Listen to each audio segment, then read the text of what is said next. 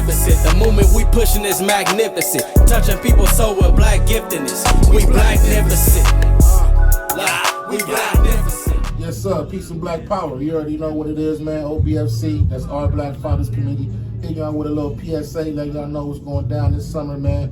May 27th through May 29th is the Phoenix RBG Explosion. Yeah. Come out here and function with us, man. We got people coming from all across the country and abroad. You already know what time it is, man. That Friday night, we're kicking it off here at Central Station Studios. The RBG Music Mix Up and Me is going down, man.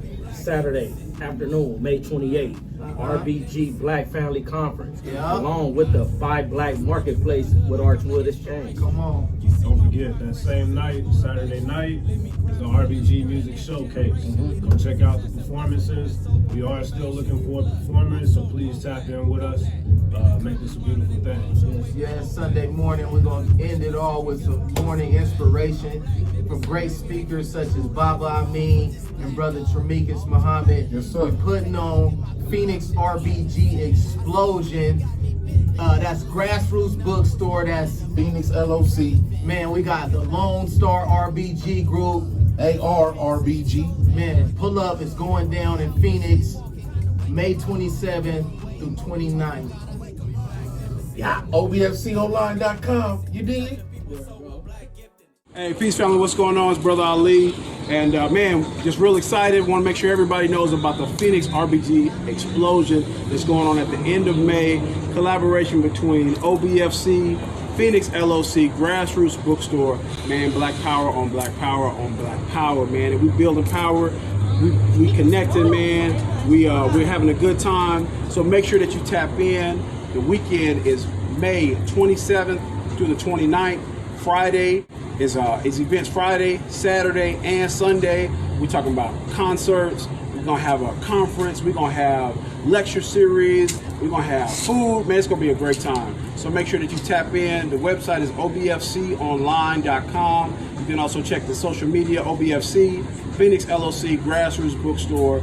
It's going down, man. Just make sure that you tap in. Can't wait to see y'all out there. We just gonna have a great time. We're gonna love on each other. We're gonna learn. We're gonna connect. We got Bab Amin coming out from Dallas. We got a whole ton of artists that's gonna be coming out, put on a good show. Brother Tremekus is gonna be speaking at the lecture series.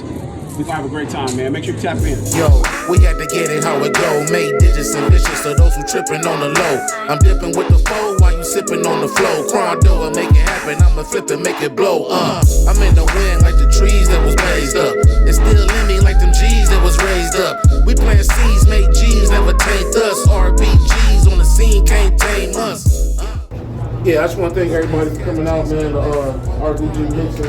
We basically just doing this here to let everybody get to know each other on some networking shit, introduce each other, say what they do, whether you're an artist or a poet or entertainer or a speaker. You know what I mean? Whatever you do in the community, the reason for doing this is to build. You know what I mean? So you want to build with each other, find out what this person do, what that person do. You know, and then let's rebuild like the church, you know what I mean? So we all building, connecting the dots, doing what we can do together, find out what to do, because I may do something that you need, and then vice versa. So after this, we can collab and do a collaborative effort and see what's popping, man. And then if the vendors want to talk, speak on what they have briefly, and give them a chance to pump their businesses as well. Level, baby. I'm standing on my footstool so I can see eye to eye with you. You already up there. I'm Miss C. I am a excellent cook. I'll put it like that. Okay. The name of my business is Sakatumi Cooks, because even though it's just me cooking, but I do have my assistants and they're outside. And also I do body oils, soaps, and all that other good stuff. So if anybody in need of a caterer, here I am. Sakatumi Cooks, and I'll have my cards and everything outside available for everyone.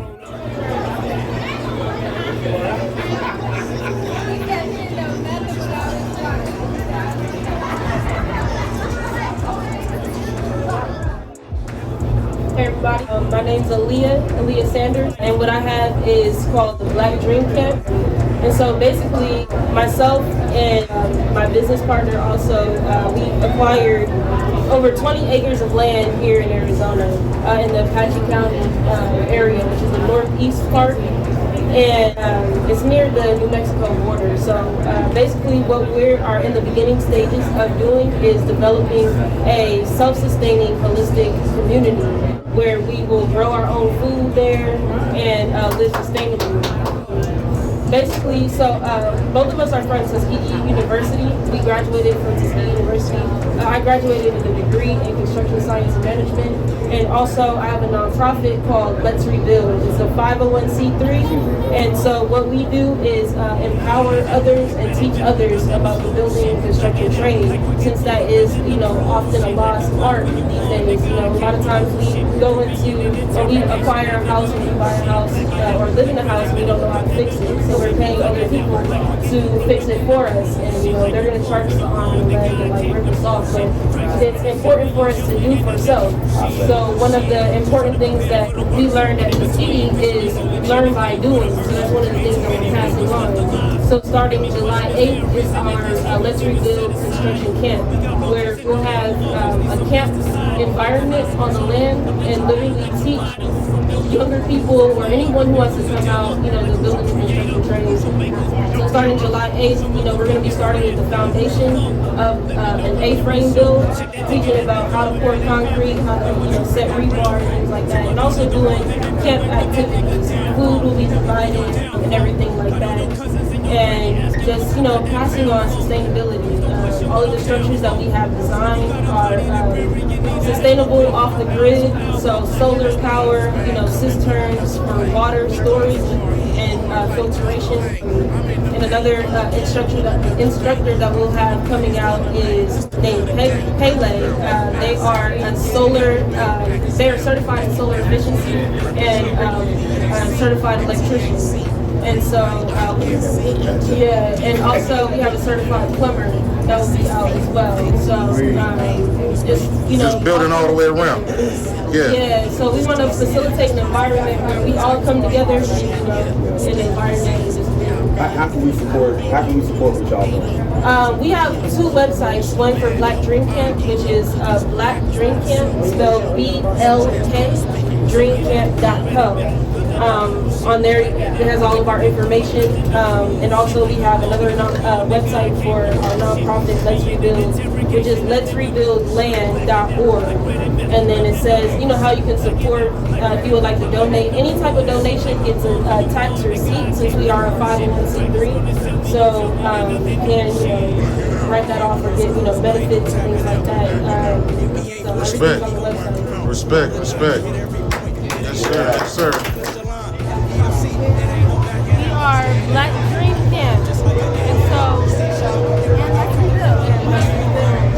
Let's Rebuild is a nonprofit 501c3 that we started in 2019, and Black Dream Camp is a community that we are in the beginning stages of developing. We have acquired over 20 acres of land here in Arizona. It's located in Apache County, Arizona, which is the northeastern part, right by the New Mexico border. We are developing a holistic, off-the-grid community. So these are our structures that we will be building starting July 8th. These are glamping structures on this side, and these are residential structures on this side. So if you were to live in this space, if you'd like to purchase property, that's available. If you would like to kick it in the space and have a good time so that you can dream, that's available. One of the things that we recognize is time poverty is an issue in a lot of communities. Quite specifically, the Black community, Black, Brown, Indigenous, trans, and queer communities don't have access to a lot of things. And most importantly is time. If we don't have access to time, then we're not free. So our goal is to make sure that we experience liberation by having the time to rest. Rest is required in the space that we have. We do believe in, the 25/8 working and making sure that you have the things that you need, but most importantly is rest. So when we have time to rest, we have time to build with each other, we have time to commit and commune with each other, that's where we are able to do the work that's necessary for us to rebuild. And so that's why we're rebuilding together as a community. Let's rebuild. Looking at everything that you've done, watching so many others, graduate from Morehouse, but you go in as a medical student, but you go and get a job at Johns Hopkins.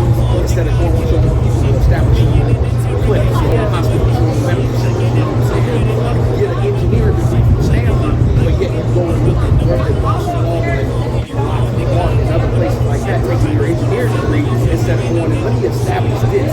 Let me take this center and put it in the community. Let me teach these other kids what I learned in the engineering degree. Let me teach these other kids how to use the mathematical principles that our people gave the world and the universe in the first place. Thank everyone for coming out today. My name is Thurston M. Smith. I'm the world's #1 alpha gentleman lifestyle development coach. When I was young, I was raised without a father in my life, and when I did have a father in my life, he was absent, always still working, and left me to come out into this world and struggle to get the things I need to do to understand to be a man. So what I did was I got all the information from doing my research, from my experiences, and working with other like-minded individuals to put the information in the books. Now these are new cutting-edge things that are going to help benefit us today, because my grandfather, he went and built this house. He went and got the milk from the cow. The milk is inside the store, and the house is already built. So then, what is really a man now? Everyone that really made a man. So I want to have new things to create, help us use our mind. Critical thinking skills, problem skills, time management, discipline. Those are the things that kind of build up leadership and help create the man into the image, into the person he actually needs to be.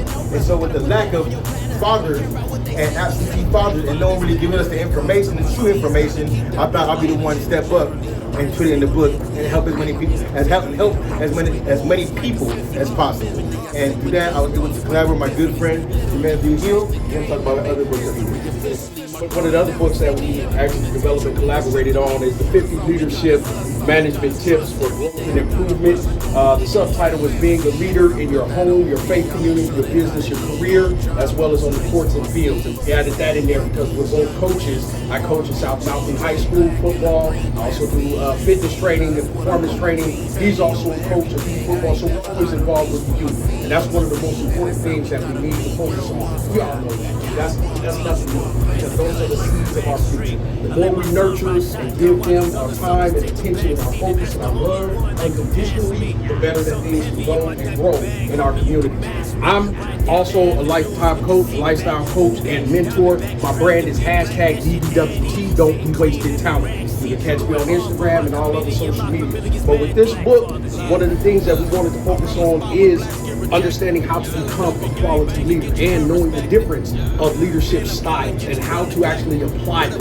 So it's really a workbook that you can read, get the information with, and then also take notes for yourself that you can implement in your family, your faith-based, organization, or your community. And if you're a coach or with youth or in anything that you got going on, you can definitely apply these 50 tips.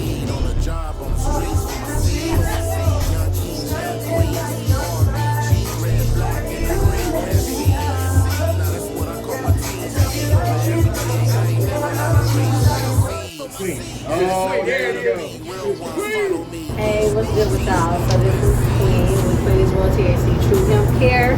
So I'm an herbalist, I'm a caregiver, and I have all natural products like hemp oil. We do the natural herbal teas. We also do, medicated pastries. I have some drinks that I also have. So I'm a natural healer. So I'm out here with all these good herbs that y'all welcome to come and check me out on Instagram and see some of my different products. I want to be worldwide. So I'm blessed and thankful to be a part of this experience with everybody. And I hope y'all enjoy this night and all the good products that we have available. I'm out here just repping my brand. I built myself up from the ground up, and I want to take it further. So, if I can help people in a natural way, I'm all for natural medicine.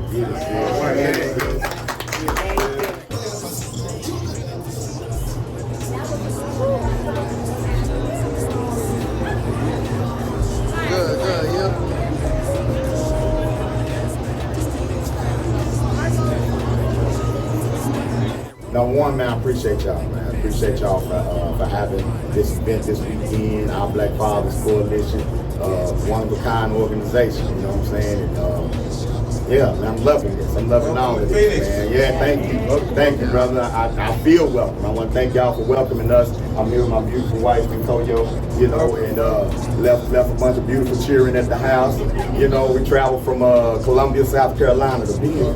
We put in 3 racks, 3,000 miles to get up in here. But it's worth it. We wanted to come, man, because we've been watching what you all been doing, and we've been a part of it. Even from a distance, you know what I'm saying? But to come and experience it firsthand, I'm energized by that. But I got to talk about my business. All right. I am the co-founder, along with my wife, of Uhuru Academy Education Solutions, and we specialize in education solutions for Black people. All right. Now we have an online private school that's K through 12, full-time and part-time.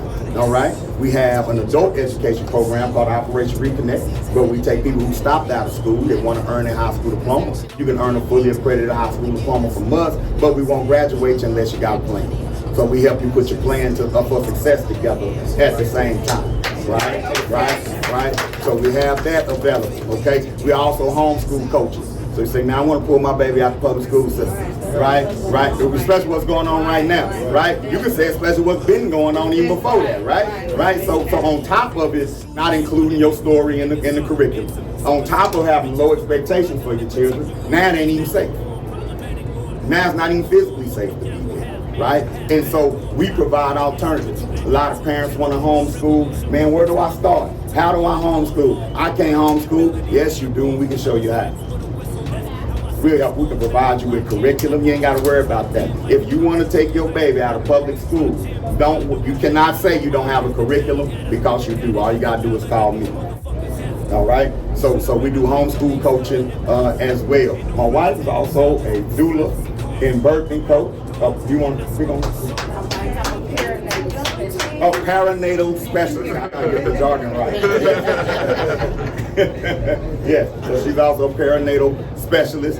We podcast a lot. We have one that we do together called He Say, She Say with Bab Amin, Mama, and Koyo. We also do music. Once you dope, you just dope for the rest of your life. So, why stop, right? But my wife and I, we also do music together, the DOK and Ebony Essence. And, y'all see that tomorrow night when we host the show. We're going to have a good time. I'm telling you, if you're shy, don't be by me. Okay. All right. Don't come around me, but I'm going to talk to you. We're going to laugh. All right. You know what I'm saying? So we're going to chill, but that's who we are. All right. We're also co-ministers of education for the provisional government of the Republic of New Africa. All right. And that's basically our own nation. Right. We don't have our physical nation yet, but we can have a government. That's right. We can learn how to govern it before you get the nation. Right. And so we participate in that. We have a president. We have a vice president. Matter of fact, our government's been around for 55 years.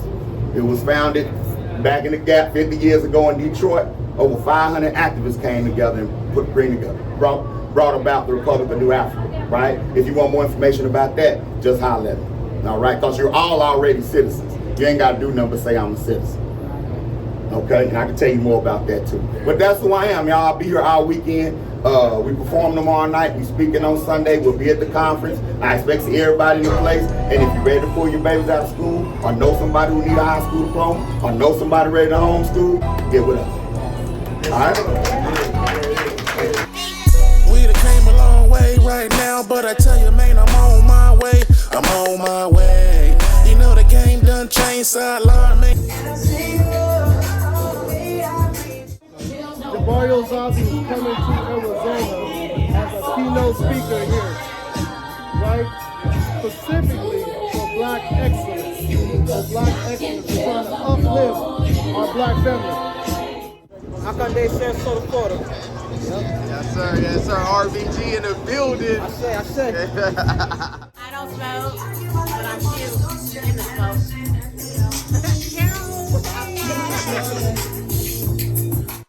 We're gonna win it. My nigga Brown, man, that's what's up, man. Fuck with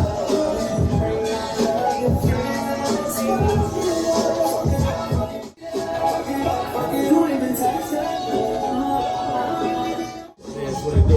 Boy, hello, O.B.F.C, man. RBG weekend, we in the building.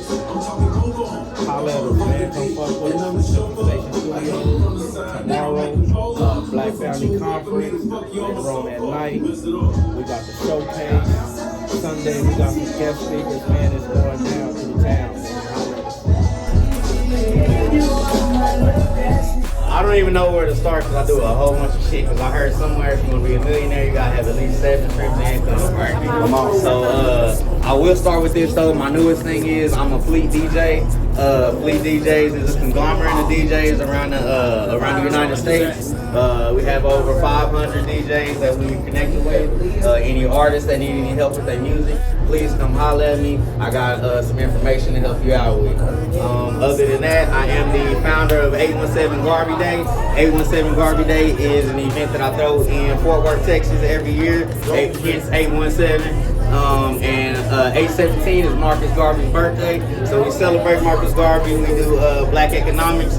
We pass out backpacks and supplies for the children. Also, I am co-owner of CC's Natural Jewelry. Y'all go check that out outside. A couple of people in here got pieces on. Y'all can check them out. He got one on right there. I know you like it. Go check it out. We in the back. My wife is in the back. She got candles back there. Man, we do a whole bunch of shit. Y'all come. Oh, I got one more thing too. I have a children's book that is for teachers about online safety. It actually features Bab Amin in the book. Y'all purchase the book, 10% of the proceeds go to his school. Alright, so let's get it. Black power, black power, I'm a little tipsy. I'm a little punk, I'm a little nipsy. Black power. We blacknificent, the movement we pushing is magnificent. Touching people's soul with black giftedness. We blacknificent. We blacknificent. We blacknificent. Well, thank you all. I appreciate you so much. You black folks are amazing to me. And I really appreciate your patience, the attitudes, and the energy that you have released today for me and for others. I truly appreciate that. So thank you and welcome to the first, but definitely not the last, Black Family Conference here in Phoenix, Arizona. It took us some time to get here, but I am grateful that we were able to experience this and experience with each of you. My name is Brother Bilal Munir Rahim, for those who do not know. But for the most part, I think I know everyone in here, or at least we met last night. If not, I am part of Our Black Fathers Committee, which is a fathers mentoring fathers organization here in Phoenix, Arizona. I'm also a part of Fight for Life, No Excuses, which is a mentorship for young men. Now, that's part of my spiel, but I definitely want to throw this out there, is that we're separating from the word mentor. I want to give you all an idea of some of the work that we do here in this community. This Black Family Conference started a few years back. The idea started really when I first went to Fort Worth, Texas to experience RBG Family Weekend, which is the exact same format that we're doing today. So we want to give Lone Star RBG their props and their praise for the actual format that we're experiencing today. The energy, it all started from the famous and the well-known RBG Family Weekend. So I definitely want to shout out Lone Star RBG's Brother Supreme, who wasn't able to make it. We definitely gonna represent for the brother. He's my first time going out there. He showed me nothing but love and appreciation. When I left there, he shot me different books, literature to keep me going in my journey. So without us even really having any conversations, he was able to pick up on where I was at in my journey and provide the tools that he had without me even asking. So those are the type of things that we want to spread within our community.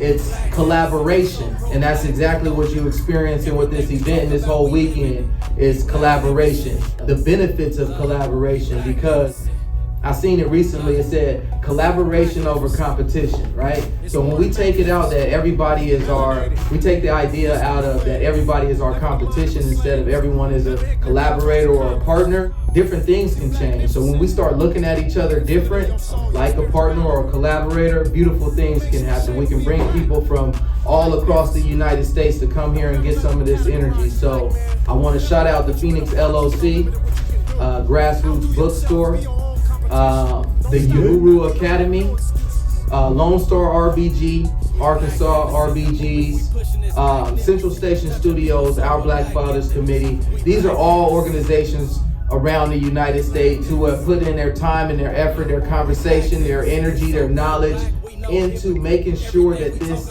keeps going. And when I say this is the motivation, the momentum that we need to continue to uplift our people, right? Because nobody is going to save us. I'm sure we heard that a million times. So it's each of us, we have that responsibility to do it. These type of events are to make sure that we have the momentum to continue to go back to our communities and do that work. So again, I appreciate each and every last one of you for joining it. It means a lot. That means when I look out there, I see other brothers and sisters who have the same idea and the same passion that I have. That's my momentum. So thank you all for that. And I just think when we're talking about collaboration, we talk about each other, it's a lot easier for us. Most people do well working by themselves, right? Most people are great at it. And they use that actually as a comfort zone as well, because it takes effort. It takes you coming out of your comfort zone to actually collaborate with someone, to work as a team. So when we're saying these different things like unity and stick together and all of that, we're not necessarily thinking about the work that goes into it, right? You have to first accept it in your heart and your mind, but then put the effort and the work into that. Go out and seek your brothers and sisters that are doing the same work that you're doing. Collaborate with them so that we can make this bigger and better each and every time that we do it. So just think about that when we're designing or coming up with different ideas. It's going to be great when you're looking over it by yourself, because as I mentioned, it's easier for us to work as an individual. But the benefits, you're going to see the true benefits when you're able to take those ideas and collaborate with your brothers and sisters in your community. So please continue to share those with me. Our Black Fathers Committee, we're a resource here for all, and not just here in Phoenix, but all across the United States, the world, period. We are a resource to you all. And that's what we have here as well, resources. Use your resources when you have them. Do not be afraid to pick up that phone and say, hey brother, I know you do this, or can you help me with this? Or hey sister, I know this is your expertise. What do you think about this idea? Just simple conversation starters. We really have to get out of our comfort zones when it comes to our people and ask questions, talk to each other. So I'm sure a lot of people in this room were aware of that, but as a reminder, just small conversation can take you far. Another thing when we're doing community work, I want to make sure that we remember and we keep the idea that we're not selling, we're serving, right?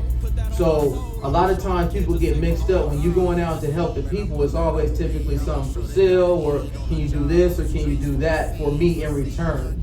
But that's not going to get us to where we need to get to. Because for one, our people we are unlearning some of our financial etiquette and relearning some more financial responsibility. So when we're thinking it costs and different things like that, that can immediately turn people down. That's why these events this weekend are free events. It's not about how much we're going to make off of the event. It's about the knowledge that's able to be presented today, who receives it. And then that's bank. That's a deposit in the bank right there. Of course, none of this happens without funds. So in addition to it being a free event, donations are encouraged. If you have it in your heart, as they would say every Sunday morning, feel free, because we're working as a community, and you know that once you give that, it's going back into the community. If we pass any type of money around in this room right here, we pretty much for sure is going back into the community. So it's not like you're giving anything away, you're just making an investment in your people. So donations are encouraged. The Cash App is O.B.F.C. AZ. That is definitely my intro. I don't want to take up too much time. I want to call my brother up here, my family member, and my business partner who's been with me every step of the way, even before we even got on a conscious tip. When we was young and we didn't even know where our lives was going to be, I always had my cousin there with me. So to have him still with me on this journey is a great thing. You know what I mean? I know I can call on him. I know for sure I got my family Crondo with me. So I want to give him an opportunity to introduce himself, some of the things that he has going on as well. Great individual, great resource. So y'all give it up for Crondo. Yeah, man, I appreciate the introduction, family. You already know what it is. I love you. I love y'all as well. I just think what we're doing here, man, is epic for me. It's epic for us as far as O.B.F.C. It's epic for the city and Phoenix in general. We're natives, so we've seen the progress, we've seen the growth, we've seen the exponential growth in the black community here. So for us to be, I like to call it factors of that community. I just feel dope what we're doing, and I appreciate each and every one of y'all for coming out. People from the other states, I appreciate y'all coming out. People here locally, I appreciate everyone coming out. But I just wanted to speak briefly on something that I live by, and that's basically Sankofa.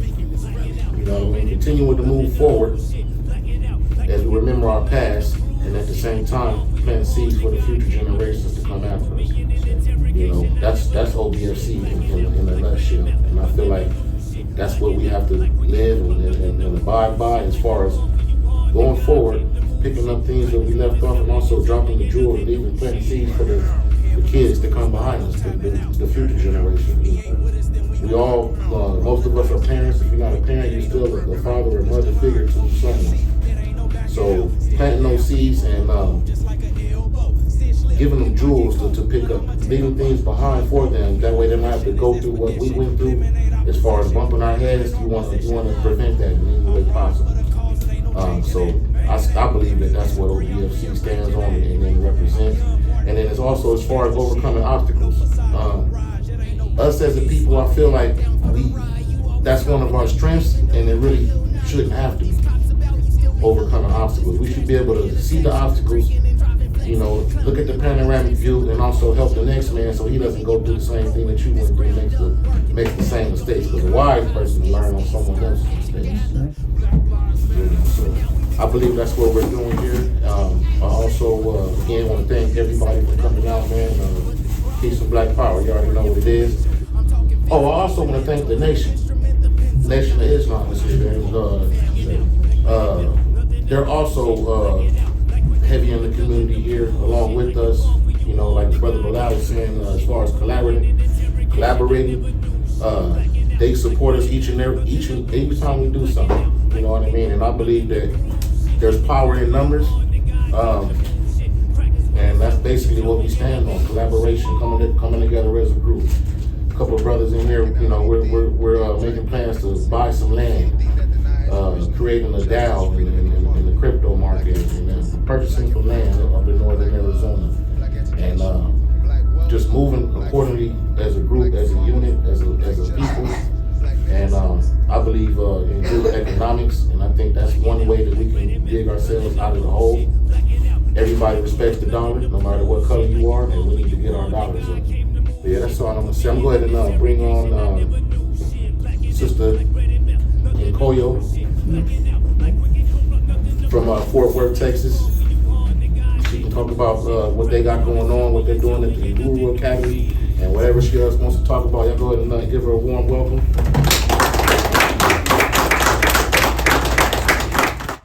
Peace and Black Power, family. Peace and Black Power. All right. Beautiful surprise, but I stay ready to keep them getting ready. So, we founded the Uhuru Academy in Fort Worth, Texas, 2010, and we've been going strong ever since. We grow exponentially every year. So I want to say, before I get into the other, just that anyone is out here, you guys, O.B.F.C, you guys starting out, do not be dismayed with how, maybe you feel like it should be growing, but it's not. Just keep going, keep foraging through, because all in divine timing. When you're doing the work, all things will come to you. All people will come to you that need to be with you.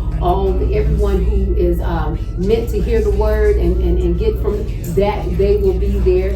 All things will work together. So just stay the course. Keep your head held high. Keep collaborating. Keep your energy just on the mission. It's always great to have that mission right there and keep looking forward, because there'll be all things around you, in front of you, and you just step over, make them behind you, keep them behind you, so that you don't have to stumble over those things. So wanted to make sure I stated that, because that's something that we had to work through, and it was beautiful beautiful to have the community with you. It's just beautiful to have those partnerships, because that makes the work a little lighter for you. You know, there's a proverb that says, if you want to go fast, go alone. If you want to go far, go with others. So we always make sure that we bring others with us so that we can go far. We're not about the race. It's not about how fast we get there in what we're doing on this journey. It's about getting there.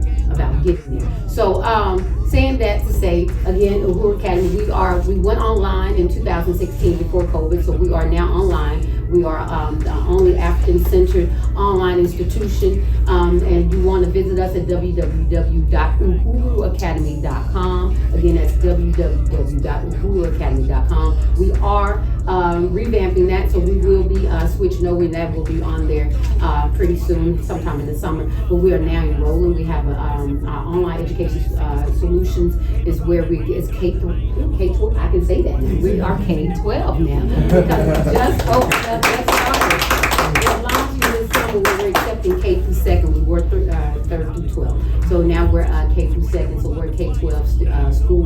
We love it. We just finished our 12th year with over 50 students all over the nation. We are, and everyone, man, they didn't want to leave. They always come in early, and they never want to leave. So we are loving that, proud of that.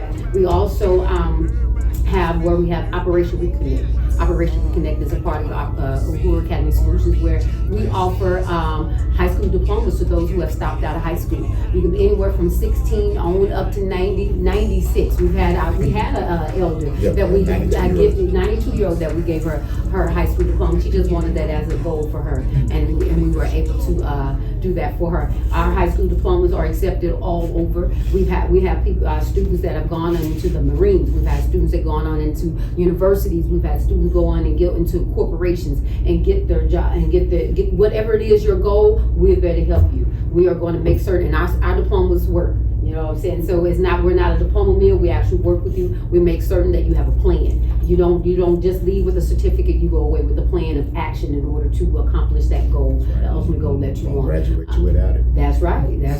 So we have that going on. We are also founders of the Temple of New African Unity, which will be coming back as well online. Of course, we did it in person, and once we left Texas, we just started doing a lot of things online. So we have that, which will be coming back, and that's just a spiritual center for all of those that are working in the community. Our only religion is black people coming together. Black love is black power. That is our religion. So you can be Muslim, you can be Rastafari, you can be Ifa, whatever it is. You can come in and you can gain a word, and you can also give a word. We're not word. We just all speak. We just speaking to you, speaking at you. We're gleaning something from one another. We have that as well. We have plenty of other things, but I want to make certain that I just get those main things out. Operation Reconnect and the school, and also we have a podcast that we do from time to time called He Say She Say, and that's we talk about all the things that are going on in the community, all things going on in entertainment. We high side, we joke, we laugh, we have some serious talks going on as well, but we always we pick up time to bring the humor. So he brings that humor, and we have a great time that is always on every other Friday night, sometimes on Saturday nights. Again, for those old school, you don't have to. Yeah, when we're able to get out and play, and then all those who like to say, I ain't going out if it's after a certain time. No, used to. When back in my early 20s, you didn't leave the house by 11. That's when the party just been started. But if you at home by 11, my age now, it's like it's time to just shut it down. Click online and see what everybody else is doing. And so that's what we come to cover that for those mature audiences. So those are things that we have going on. Again, follow us on Instagram at Bab Amin. Also, we have the Uhuru Academy is on Instagram. We need to make sure we push and get that up, and also on Facebook as well. I believe Bob is on Twitter too. That's what at the Uhuru Academy. That's the intellect here. I say all that talking and typing for you guys. I like to talk too much mess, so I don't like to get on those kind of forums. Yes. Yes, sir. How do you spell Uhuru? UHURU, and that is yes, you did. I want to make sure the education thing. That's right. So Uhuru is Swahili for freedom. So we are the Freedom Academy. We are our 4 pillars. that we stand for are transformation, spirituality. You would think I would know. I have been saying this for a while. It's on my shirt. Knowledge, spirituality, freedom, and transformation. Those are the 4 pillars of our school. We hit all of that with a little bit of everything and every day. Please, if any of you guys are interested or have any questions, please don't hesitate. I'm back there. I have a sign in as well, if I can get your name and email. This is for the whole event, so we will be sharing these emails. This is for the brothers, so we can keep in touch with each other. Let's start this community thing. We came from other places, but with the way things are going there, we're all online, so everything is readily available at your fingertips. So give me your emails, your names, and we'll stay in touch. I give thanks for you guys giving me this time. Enjoy.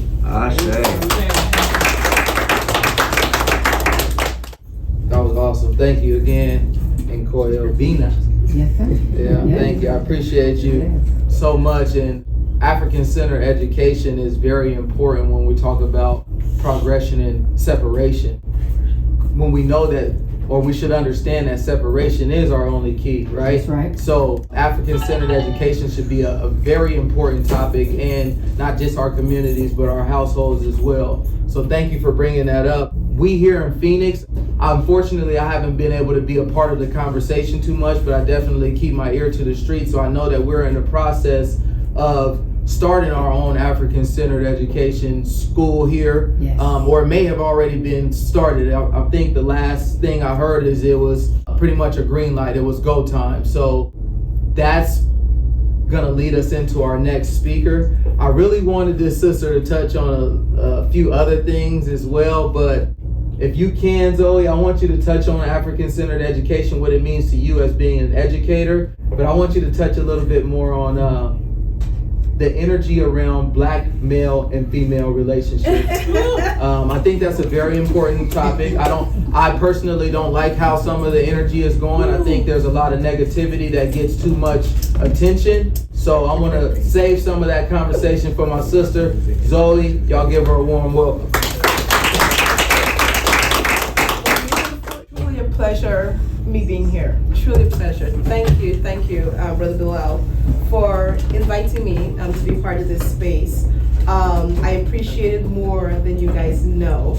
So, and I just feel emotional because I'm from the Caribbean, right? I was born and raised in a small country called Guyana. And having moved, there's some significant transitions that happened in my life. And having moved to Arizona, that was a significant transition culturally. And so having a space like this with like-minded people is so valuable, so important. So thank you for putting this together. Please excuse my little one, my 4-year-old. It is still on learning space and boundaries. He's free. Where he's at. So thank you for that. So as I said, it's a pleasure for being here. In my daily life, I'm an educator, teacher, a mother, and an entrepreneur. So I've been in the education system for about 6 years in Arizona. So I came here to study at Arizona State University, and so I studied African American Studies, history. My mom was like, "Why are you studying those subjects? Where does that take you?" So I graduated and I ended up teaching at ASU, and I taught within the African American Studies department for about 3 years, and I studied Blacks in Science, Medicine, and Public Health, and Intro to African American Studies. Interestingly enough, the majority students in the classes were white, of course, right? And so it was interesting, teaching to young white children about our history and our culture. Many of them were respectful, but there were others who were not quite so appreciative of the education that they were paying for. And so I've received emails from some of them not liking how they were feeling within the space. And so I had to share with them, I'm not here for you to feel comfortable, but you're here to learn. Let's keep it pushing. So I taught within ASU for 3 years within the department. Life took a turn, and I ended up being offered a job at a middle school in Towson, Arizona. And so I've been at Towson, this middle school in Towson for 3 years, teaching 8th graders English, right? So for those of you who are not residents of Arizona, Towson is a majority Mexican Hispanic community. And so I'm transitioning from ASU to Mexican Hispanic community and learning about that community. That's unique in itself. But what was so sad for me is that it was, I don't know, is there a time? I'm sorry, do I have a time? Not at all. Take your time. Please, time me. On average, there were 2 or 3 black children in each classroom, right? So in my particular homeroom, I had about 4 black kids. The second one, about 3, the third one, about 5 or 6. And so for me, it's with my mindset and who I am, it's that transition was significant because I'm teaching from college level to middle schoolers who wish they didn't have to be there, right? And who I have to convince why it's important to learn English, right? But also I realized after a while that I was showing up for the black students. I was showing up for the black boys and girls. And I get emotional saying this. I know why.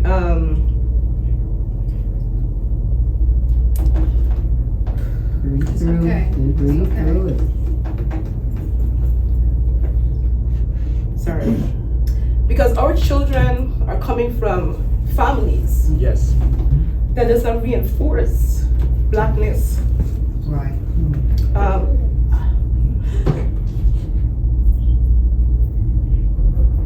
It's okay, baby. We know. Speak your truth. I see you. Speak your truth. They live in a community where they're not recognized and seen, right? Right. They show up in a school where they're not recognized and seen, you know? And blackness for them is what they get on social media. Right.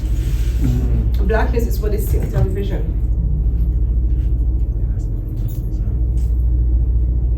And so many of them are lost, right? They're lost. Who are they?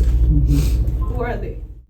So when I show up, right, in my locks, and my hair wraps, and my African print dresses, Right. I'm doing so with intention. Right. Right.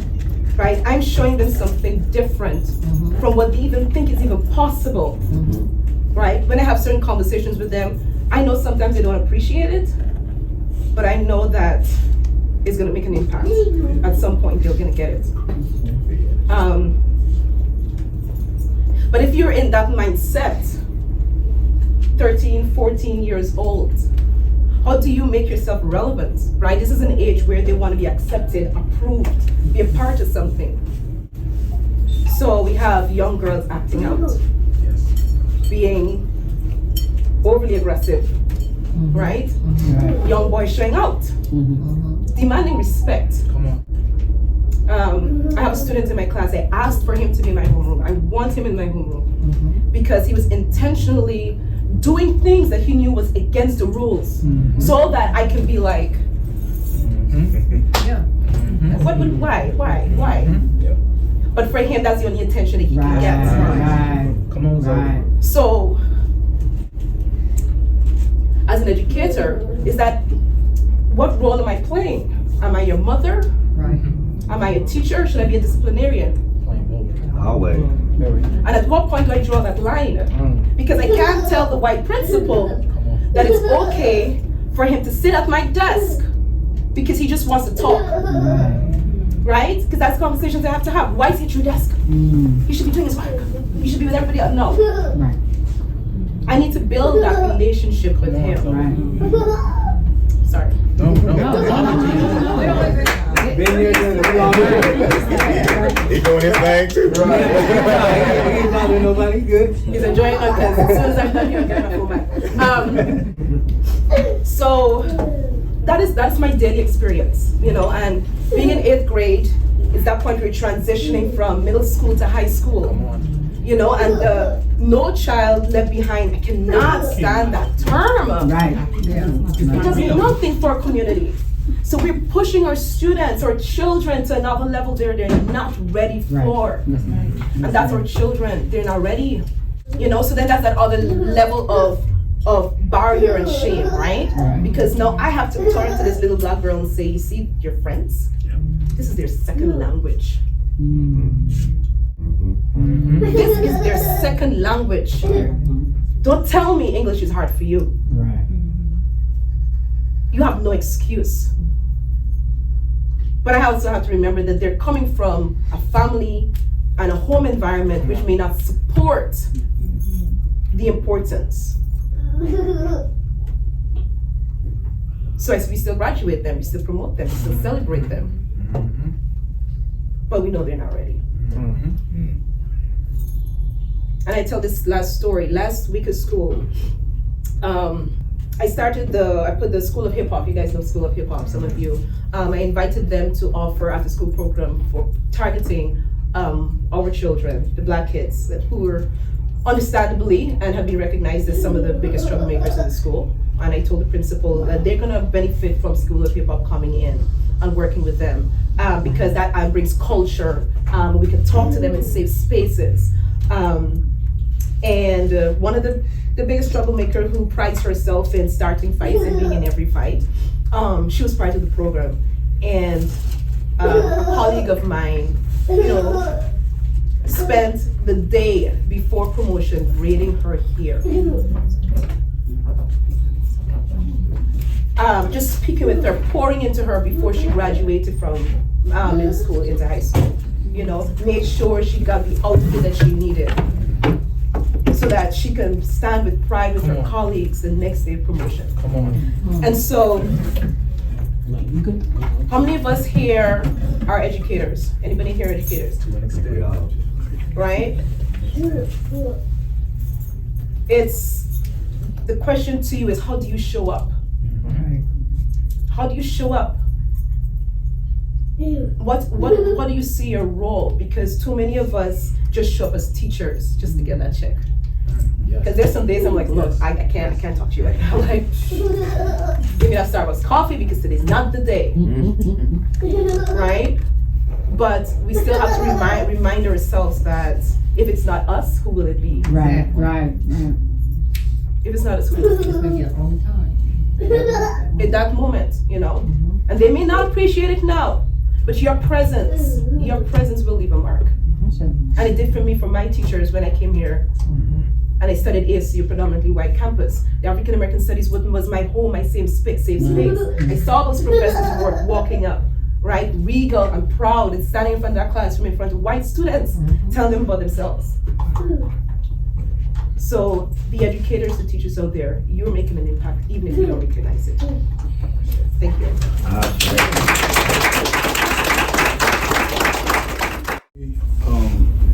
Feel that I have something I'm definitely going to add on. Grassroots Bookstore, we started in 2019. It is an institution. A lot of the books that we have here contain information that they're not going to learn in the what I call the public school system. That's right. And I can say that because I was in that system. Brother Lau said that he wanted me to speak on black male and female. Sorry for that. I'm so sorry. And it's something that's very important to me because that's the foundation of the black family. I'm sure many of us have seen Boys in the Hood, right? And there's a scene in the movie where Furious Styles, who was pretty much my father, and then I eventually turned into Furious Styles, which is crazy. But there's a scene where he's talking to his son Trey. He says, "You see those boys across the street? You're gonna see what's gonna happen to them older." Why did he say that? Because it was my father. And me coming up, before I started, you know, hanging out in the streets, running around with monkeys, I'm saying what it is, running around punching knuckleheads, because we're ignorant when we don't know about a lot of things. You know what I'm saying? I seen the reality of that movie, and all my friends were constantly going in and out of jail, right? And I was trying to understand why, I was more on the right path than them, and then I saw it. None of my friends had fathers. I had a curfew. I would have to be home by midnight. Right. But I was sneaking out the window. When my father got me, I got dealt with. Right. But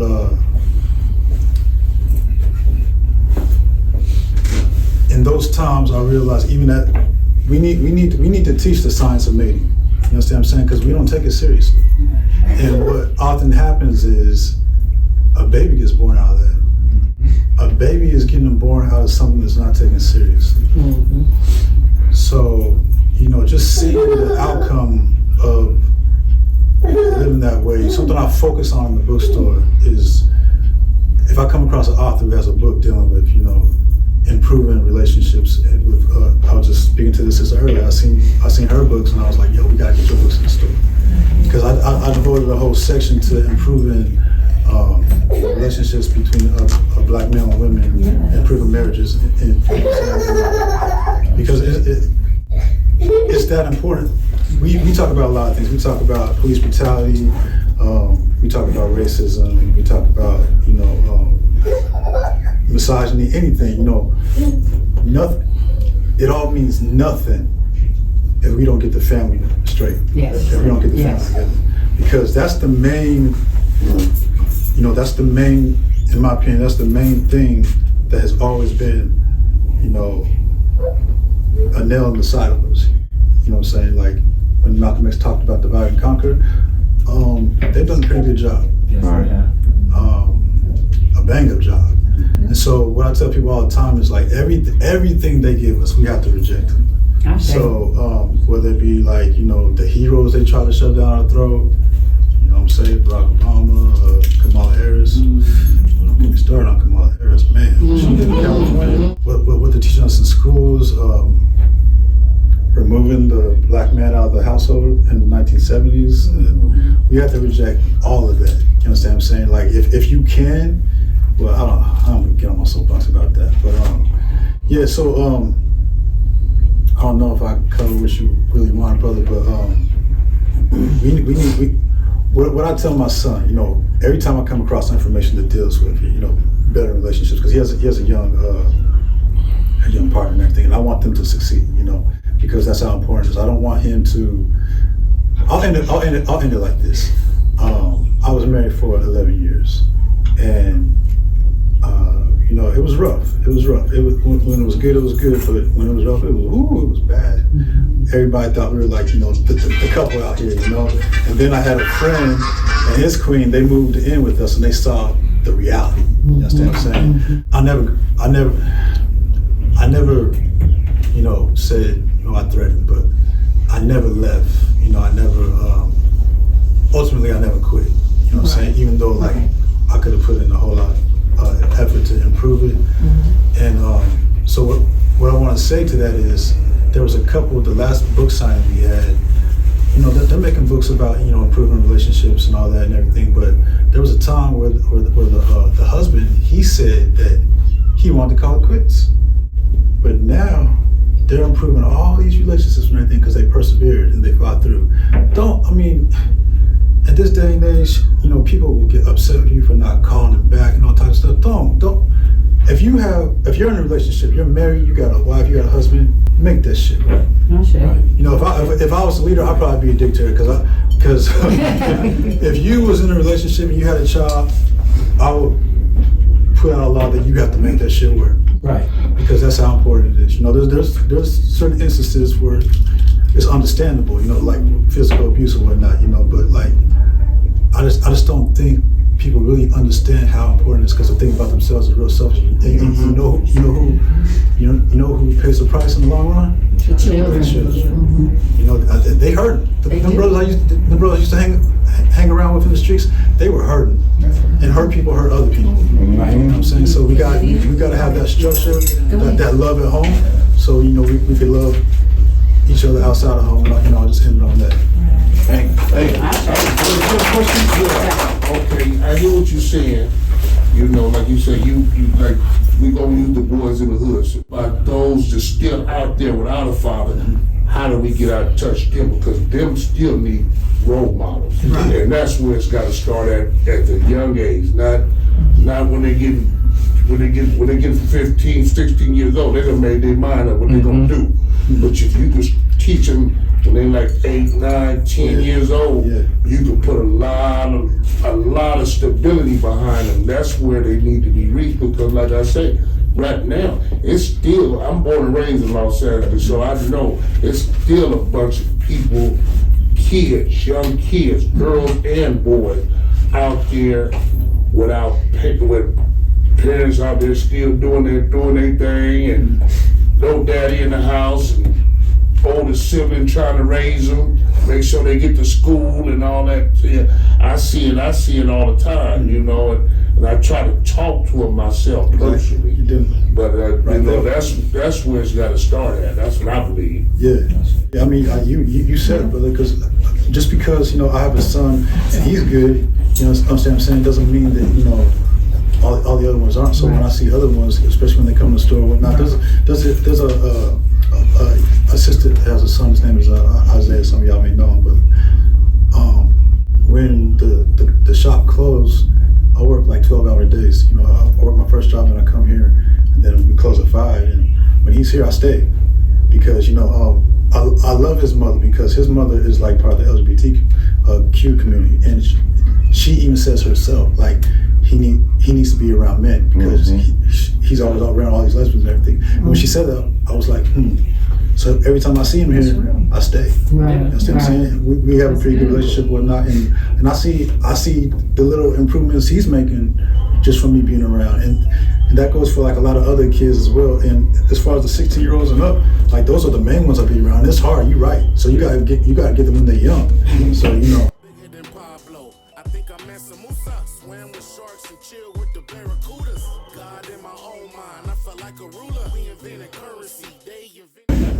First, giving thanks to the Creator.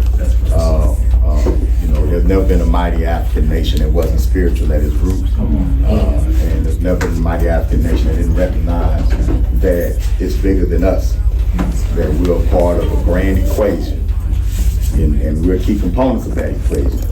But the master of that equation, or master S of that equation, deserves our praise and our thanks. I also want to thank our ancestors, without whom we wouldn't be here. Period. They persevered, y'all. We sitting here talking about solutions. There's somebody sacrificed so you can be here to do that. And who are we to begin any endeavor without honoring our ancestors? And we got more than everybody. So we got to do the most honoring. I say, all right, it's an honor to be here. I'm going to be brief. So I know we have a temple tomorrow, so I'm going to save my energy for that, right? But I want to thank the brothers with our Black Fathers Committee, you know, and I just put myself on the committee when they started. They didn't have a choice in the matter. I'm a Black father, which because you tell me I can't be on the committee. I'm a Black father too, you know. So I want to thank them for throwing such a wonderful event, inviting everybody out. I want to thank Grassroots Bookstore. You got a spot. You got a spot, you know. The Black Bookstore is a cornerstone in the community. You know, something about them bees. We like to hang out them bees. The barber shop, beauty shop. Back in my day, it was the beaver shop. But now, y'all in the beaver shop. Okay, yeah, I'm aging myself a little bit, you know. Yeah, but now we got the Black Bookstore. That's two B's, right? And the Black Bookstore is a cornerstone in our community and nationwide. Our independent Black bookstores are in a continued struggle to stay open. And that's because ain't nobody coming to save them but us. That is for us, right? Now, they take anybody's money. We don't trip. But for the most part, that's on us. to build our black bookstores.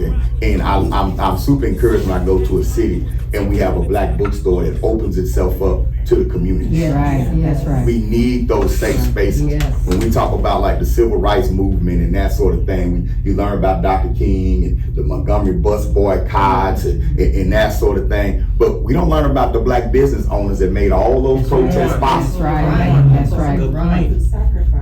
So when you hear about the Montgomery bus boycott and all those black domestic workers that refused to ride the bus and had to figure it out, it was black business owners in Montgomery, Alabama that said, you know what, y'all want a carpool, use my parking lot. Park your cars here, everybody get in the car and go that way. It was the black taxi service that said, you know what, we're giving reduced rides and free rides to everybody that's participating in the boycott. And black business owners were basically erased out of the store. Yes, they were. Man, come on, tell them hidden figures. Right? The importance of ownership. We teach our students at the Uhuru Academy that ownership is protection. If you want to protect, you need to own it. Y'all know black folks in the South that didn't encounter a whole lot of racism. They didn't. It's some black folks in the South that didn't encounter a whole lot of racism because they didn't really have to leave their land. They grew their own food. Made their own clothes. They just had to deal with them folks when they went to town to do business and that sort of thing, but 90% of their time was spent amongst each other. That's right. That's how it was. We tricked away from the land and moved into those urban centers. Now you're in a place that you don't own. You gotta ask, Master, can I come in here? Can I work here? Yeah, you can work here, but you only work in that position. You can't get in this department. And then we write back home, it's great in New York City. No, it ain't, you lying. Don't trick me. I'm sitting on my own peach tree. Fruit just hit me on the head. And I'm gonna leave this to go buy spoiled food at a corner store. Heck of a thing, man. I wanna praise my sister, Zoe, for your passion, for your commitment. Yes. What more proof do you need than to have a professional from inside of the system to come tell you that it's time to pull your children out of the system? Right. See, you can say, I'm just a mad militant. You can say that about me. You ain't been in the system. You're right, I ain't been. I was never that much, very hireable. But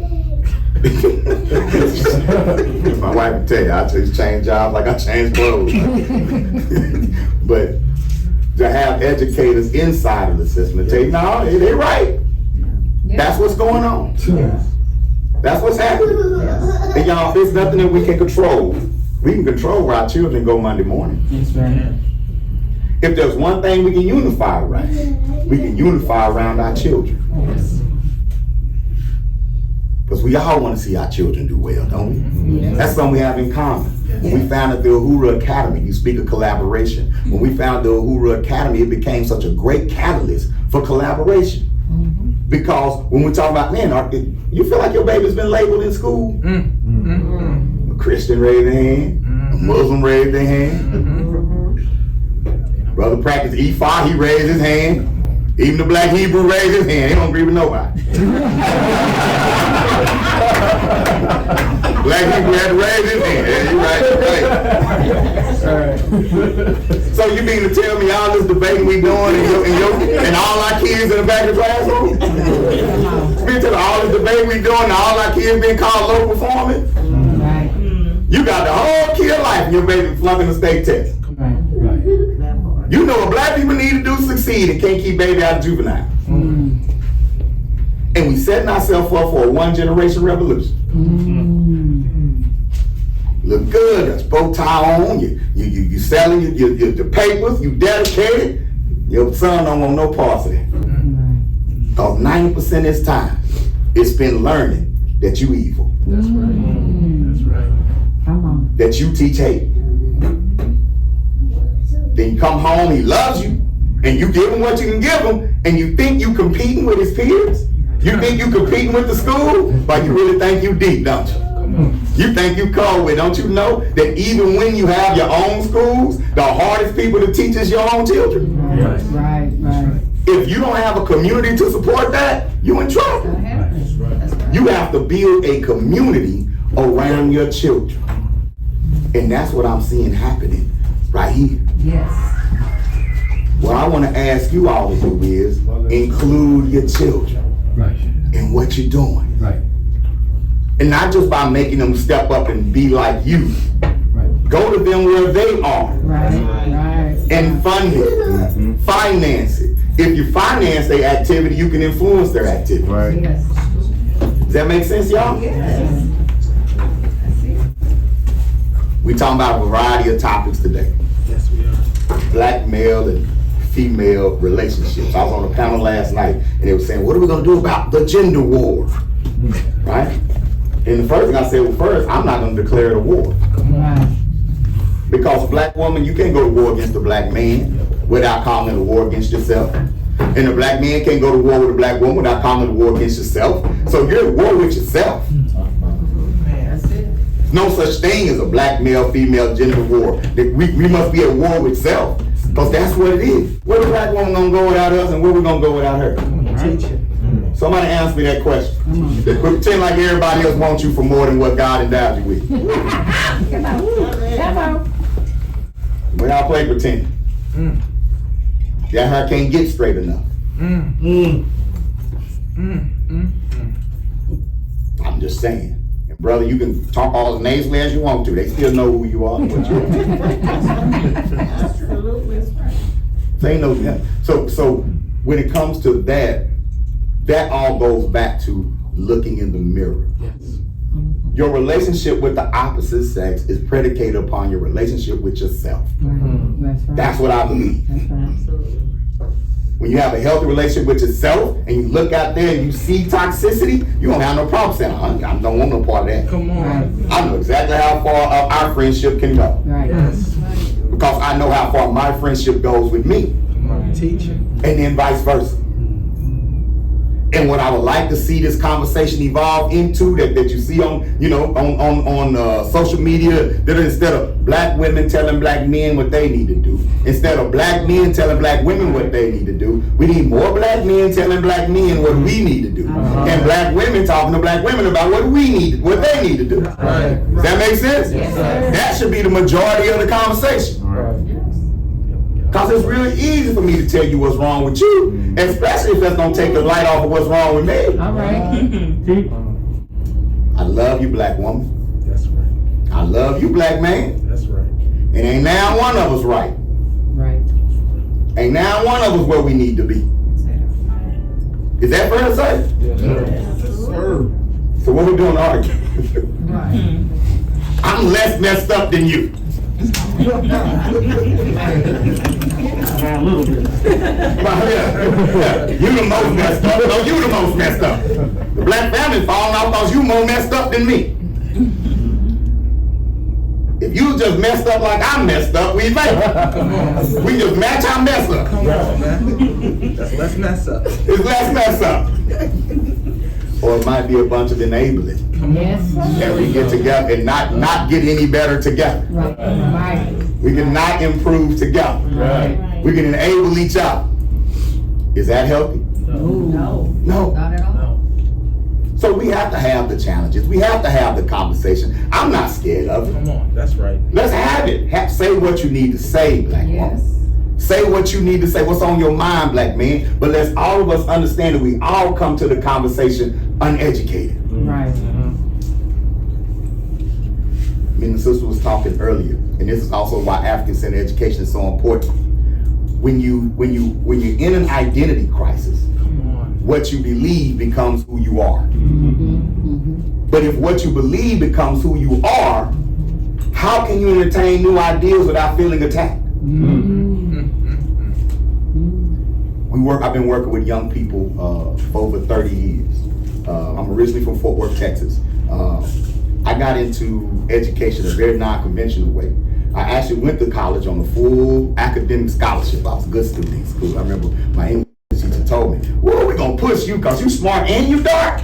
Wow. That's special. That's special. Wow. That's what I was told, right? They don't know Fort Worth, do They they? don't know Fort Worth. Why you making all A's as black as you? If you in, we don't get those. Right? I went to school on full academic scholarship. My first semester there, I took a course. a Black Studies course from a brother by the name of Dr. A.J. Stovall. I'd never taken a Black History class before. I mean, I went to Paul Lawrence Dunbar High School, but I'd never taken a Black History course before. Okay, slaves was them, those people, right? And I took this course, and it opened my eyes. And I'm sitting here, I'm in school thinking about engineering and thinking about my very light-skinned to white wife I was going to have. I need my kids to have good hair. Yeah, I wanted my kids to have good hair, man. I was gonna do my kids like that. Oh, y'all wouldn't think about it. Oh, y'all been woke all y'all life. I wasn't. All right. So yeah, you know. But I started studying when I found out that we were the fathers and mothers of civilization. When I found out that our history didn't begin in slavery. When I found out white people wasn't here first and didn't create everything. Right. At the same time, my homies back home, you know, some of us who come from the hood, you can get what they call survivor's guilt. At the same time, my homies at home, they banging, they slanging. All this stuff is happening at the same, all these forces were coming at me at the same time. Right. And all of a sudden, my city had a new nickname, the home of the killers. Yeah, Fort Murder Work. Became the nickname of my city. They say they was loud in Dallas, but they'll kill you in the phone. And I came home after my first year, and I didn't go back to school. I came home, I was looking for something black to do. There wasn't a whole lot of black to do in Fort Worth. But we had Nation of Islam there, mosque number 52. And I started hanging out in Nation of Islam, and I heard a speech by Dr. Khalid Muhammad called The Goddamn White Man. Come on. Man, I listened to that speech, and when he broke it down where it wasn't vulgar, and he was letting me know what he was really talking about, God condemns those who work against life, right? Works against creation. And I'm like, whoa, that was clean. And that pretty sister came and brought me that red snapper sandwich. Sign me up. Right? But the most important lesson I got was everything you need to know is in the book. You just need to desire to go study. Right? So when I left school, and with that attitude, I said, oh, I'm still studying. Right. I never stopped studying. Right? Then, you know, if you won't get it, you call yourself a king, go start a business. Earn your money. Do what you gotta do. And with that attitude, I left school and I began working with young people. I was just a young pro, I was 18. And with a mentor of mine, we started a Rites of Passage program in Butler Housing, which is the largest so-called housing projects in Fort Worth. Now, if you're from Stop 6, you go to Butler, that wasn't smart, it's not. Stop 6 was Bloods, Butler was Crips. But I walked in there with this. I walked in there with a heart full of love for my people. That's right. At 18 years old. And I didn't have a car. I rode a bus. And at that time, the bus didn't go on the projects in Fort Worth. Right. It was too dangerous. Right. The bus stopped outside the projects on Lancaster and Pine. I never get it. Right. So my rite of passage, getting out of the bus, I'm just gonna help my people. They got a group over in Butler. I'm going. Come on. I get off on Lancaster and Pine in this hood that's like the elephant graveyard on Lion King. Don't go over there. And in the neighborhood where we had group was on top of the hill. So I had to walk from Lancaster and Pine past a trap house right there, then an old abandoned school. That was the only black, was the most successful high school, black or white, in Texas for years, called Iron Terror. At that time, it had been closed for decades because of integration. It was an abandoned building. I walked past that abandoned building, walk into the neighborhood. What's up, cuz? What's up, cuz? Black power, brother. I ain't gonna say what? Black power, man. You know, I'm working with the youth, working with the kids. I think they up at the rent office. All right, I make it. I walk up to the rent office. I get up the hills. I'm in there. White churches in there teaching. They came every Tuesday and Thursday, and they put up pictures of white Jesus and Noah all around the thing, right? And they just teaching, and then they giving hot dogs, right? And I'll never forget one of the babies who ended up being in my class. I'm looking, and they kind of tell I don't like it, and the baby look and say, "Don't worry, we just here for the hot dog."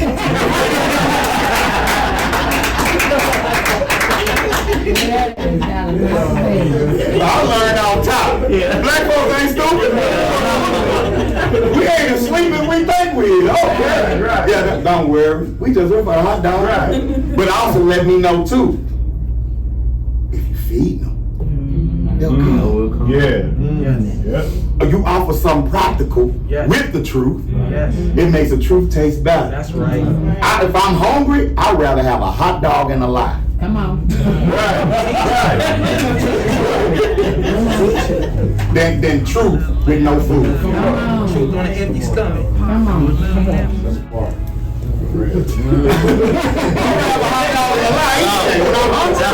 Yes, it's a Santa Claus. I believe in the God that feeds. That's it. That's it. On a practical level. Right. And I know he feeds you on Sunday and it feels good, but you can't eat that. When Monday come around, you want some eggs. You want some cereal. That's right. You want something practical that you can hold on to. Those lessons help shape the Uhuru Academy. We say it was founded in 2010, but it was really birthed in 1991. Be practical. Give your people something they can touch, see, and feel. Understand, right? That greatness has already been in our community and systemically snatched out. Right. You ain't bringing us nothing new. You're revitalizing what's already there. They closed I Am Terror. When I got there, I learned that over the previous 10 years, before I got there, for the previous 10 years, 7 people had graduated high school out of that community in 10 years. That means they had whole years where no one from that community graduated from high school. When I Am Terror was open, they had a 95% graduation rate. And some of the top black leaders in the city had graduated from I Am Terror. Come on. But they couldn't keep it open because they chose to be included. They chose inclusion over ownership. And you have to recognize when you do all the collaborating, you do some things. They're coming. Your white friends, your white progressive friends, they're coming and they're going to come with a grant. But you're going to have to give up some blackness for that. When they come with that money, it's going to look good. And they're going to tell you can still be kind of black. You can put a band-aid on the bullet wound, but you can't extract the bullet. And you have decisions to make. But understand, as long as you collabing, don't need it. As long as you understand that sometimes we need to barter rather than exchange cash, you won't need them. If you can equate time with money, matter of fact, time is worth more than money. You won't need it. You can get money back, you can't get time back. We don't build schools, we grow schools. We don't build community, we grow community. From seedling on up. Wow. Does that make sense? Everywhere I go, I see a school. I've had schools in smaller rooms than this. Everywhere I go, I see a school. People say, well, your school's small, my school is huge. Right. You crazy? You just don't see the finished product. You looking at it as a seedling. An oak tree don't start out that big. You gotta grow it. Relax. Patience. Alright? So I want everybody to focus on it. This is a beautiful community. Y'all some beautiful people. Been waiting to get around some West Coast talking people. Over there. These kids out here. Been waiting to get around y'all. But y'all know what time it is. The legacy of black freedom fighting on the West Coast speaks for itself. Right. It speaks for itself. And it's an honor to stand amongst you. I ain't worried. You brothers keep doing what you're doing, man. Sisters, keep doing what you're doing. We gonna conference. We got all day. Love y'all. We done came a long way right now, but I tell you, man, I'm on my way. I'm on my way. You know the game done changed sideline, man. The boys don't play. The boys don't play. So we turn back. We gotta make a play. We gotta make a play. I'm on my grind, get my same time, man. I'm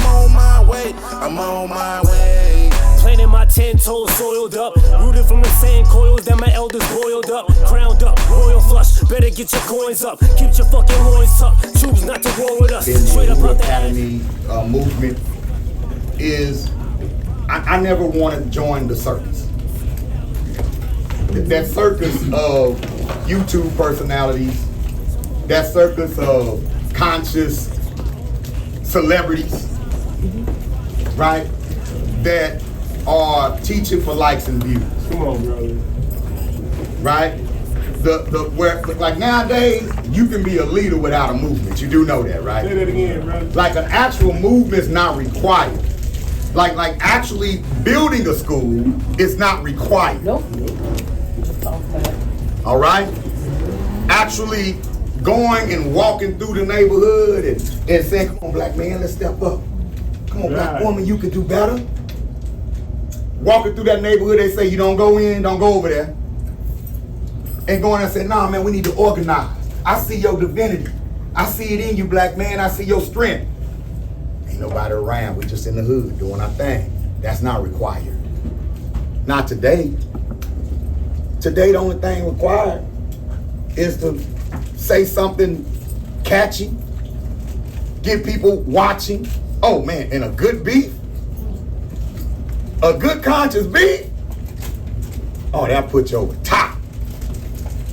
And you can call yourself a king or something, a general or something, a general without an army, a king without a kingdom. You can say you lead a community that ain't got no land in it. You know the word community now just means we got something in common. So me and Lo, we in the black on black hat community. Cause he got a hat that's black on black, I got one too. Community used to be land. If me and Tremekus say we in the same community, that means we live in a geographical location. Y'all remember when it used to mean that? Mm-hmm. Now it's more philosophical, which that's cool, I'm with that, because that could be a unifying force.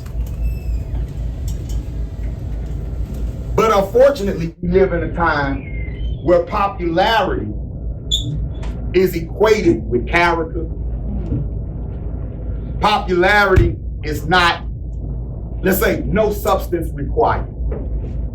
And one of the things we've had to learn is to limit our desire for that popularity. And learn how to love the work. I just want you to get the message. I don't have to deliver it. I just want you to raise successful children. I don't have to teach them. Right. But I'm gonna tell you this, if I get the opportunity to deliver the message, I'm gonna be ready for it. That's right. And if I get the opportunity to teach your children, I'm gonna teach them with every fiber of my being. But it don't have to be me. So I love the fact that I was invited to Phoenix. And I got to listen to homegrown, grassroots, boots on the ground leadership while I was here. Because one of the things that the conscious community got into, the black community got into in recent years, was that we built our local bookstore. Man, how we gonna raise some money for the store? I don't know. Let's bring in somebody hot from YouTube. Yeah. That'll bring the people in. Right.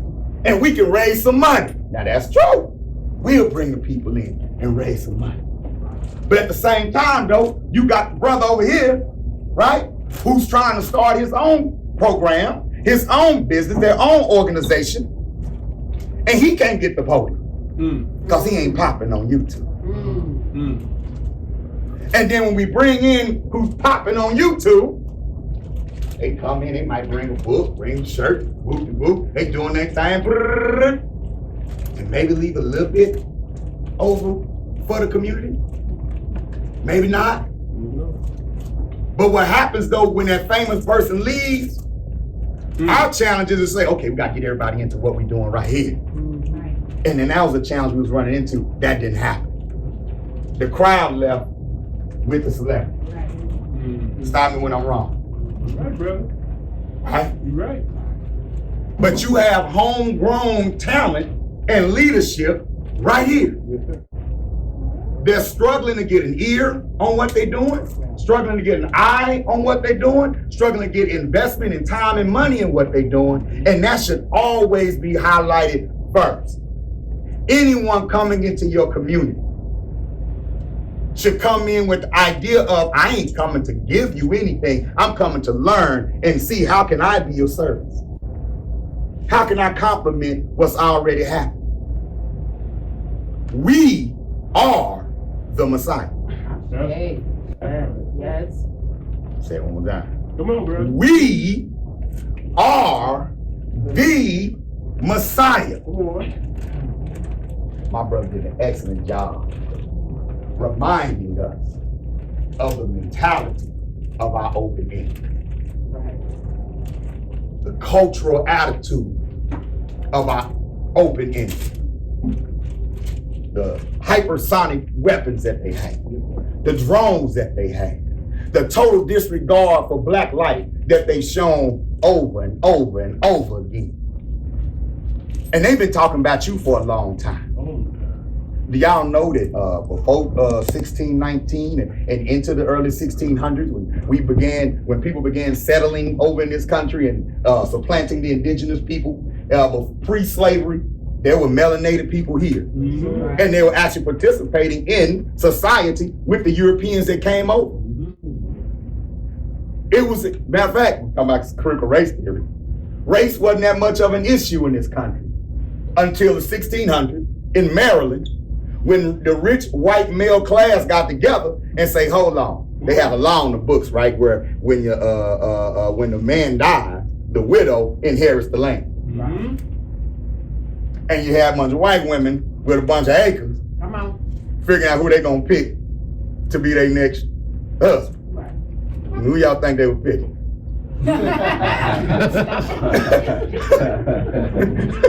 He wasn't picking Henry. Nope. They were picking Mustafa. And all of a sudden, Mustafa becomes a wealthy landowner. Right. And now you got your first instance, the white men looking like, okay, we can't compete. They're taking over. Yeah. They're taking over. Just like the white boy in South Carolina said, Dylan Root, they're taking over. So they started putting those black codes and they started putting those laws outlawing interracial marriage and things like that. And that's when you kind of became black in America. Mm-hmm. Thomas Jefferson.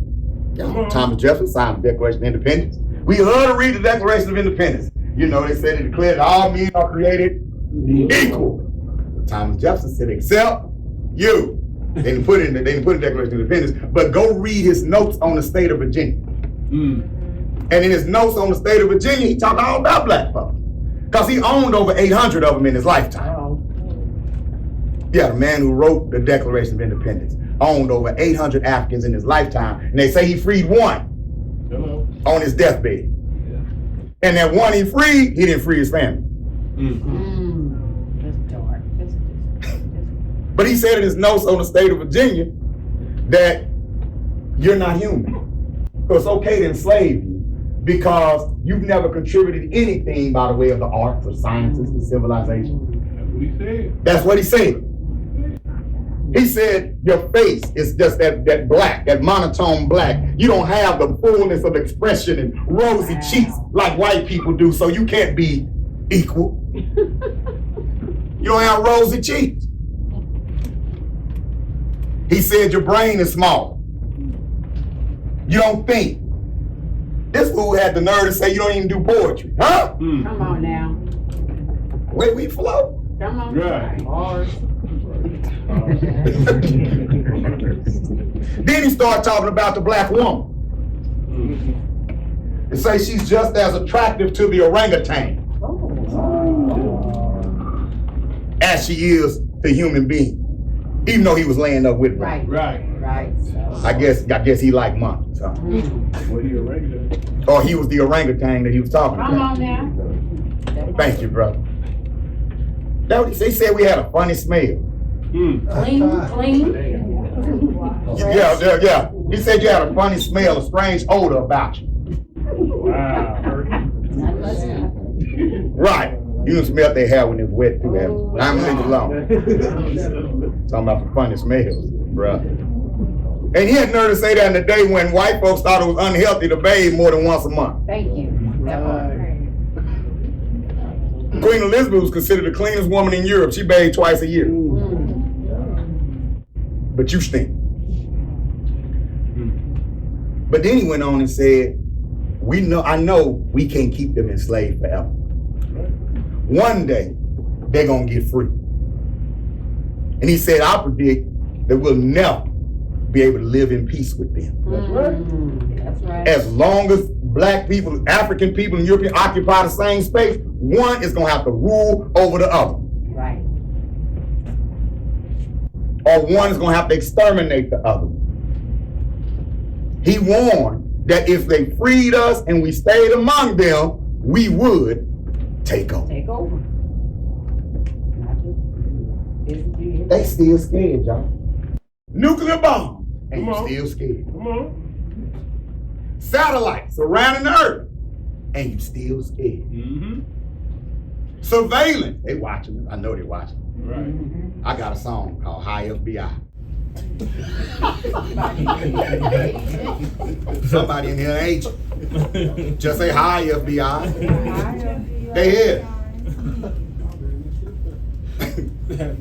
Yeah, that's a fact. We did RBG Family Weekend where I met my brothers. We did RBG Family Weekend one of the years, and back in 2014, we had it on a black-owned ranch. Because one of our things is we only have venues and events on black-owned land. We don't do it at the public park.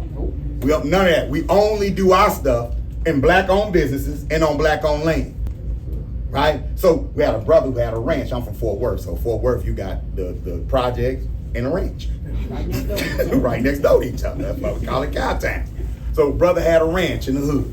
And we had RBG Family Weekend in the ranch. Well, in this particular neighborhood, you had white people, that lived over there or whatever, And we have an RBG Family Weekend. We got hundreds of black folk, beautiful black folk, coming from all over the country, right, onto this land. And it's all this similar to this blueprint. We had a conference that weekend. We had the show, and this was the day of the show. The day of the show is just black power hip hop from 4 p.m. until. Because we on black on land. Right. And we out there screaming, black power, black power. Every act ends with black power. You know what I'm saying? Because it's black power, young folk on stage. Black power, old retired rappers coming out of retirement. Black power, right? Cats from the hood, wine heads, the worker, all of a sudden they start converging onto this ranch. Like, man, I just heard black power and I'm following the noise. Come on. What's going on over here, right? Well, there was some white neighbors across the street. They called the police. Fort Worth PD, FWPD, effing with people daily. Come on. They pull up. We walk out, we tell them leave. It's the cool thing about Texas. White folks so racist and believe in separatism so much, you can practice it too. So they pull up, we say, y'all got to go. We right over here, black owned land. The brother who owned the land, who wasn't even RBG, he just loved to see black people doing something. Right. He came out, y'all get off from over here, get off my lane. And guess what the police did? They left. So now I guess white people across the street realized that, well, these Negroes know their rights. Next thing I know, we still screaming black power. Somebody come give me and say, Bob, I said, what's up? Man, look out there in the street. Man, these white folks done got together. I don't know if it was one family of whites, two family of whites, but about 7 or 8 whites standing in the middle of the street, huddled up, hugging, praying to Jesus. Lord, please don't let them get us. Lord, please help us, Lord. Lord, please help us. Help us. We just screaming black power. We went out there, everybody, we looked at them. We went right back on the thing. Right. Black power, just doing our thing. Scared. What are they scared of? Scared of black power. Are they serious this time? Is this the rapture? Are they real? Is this the rapture? Right. Has it happened?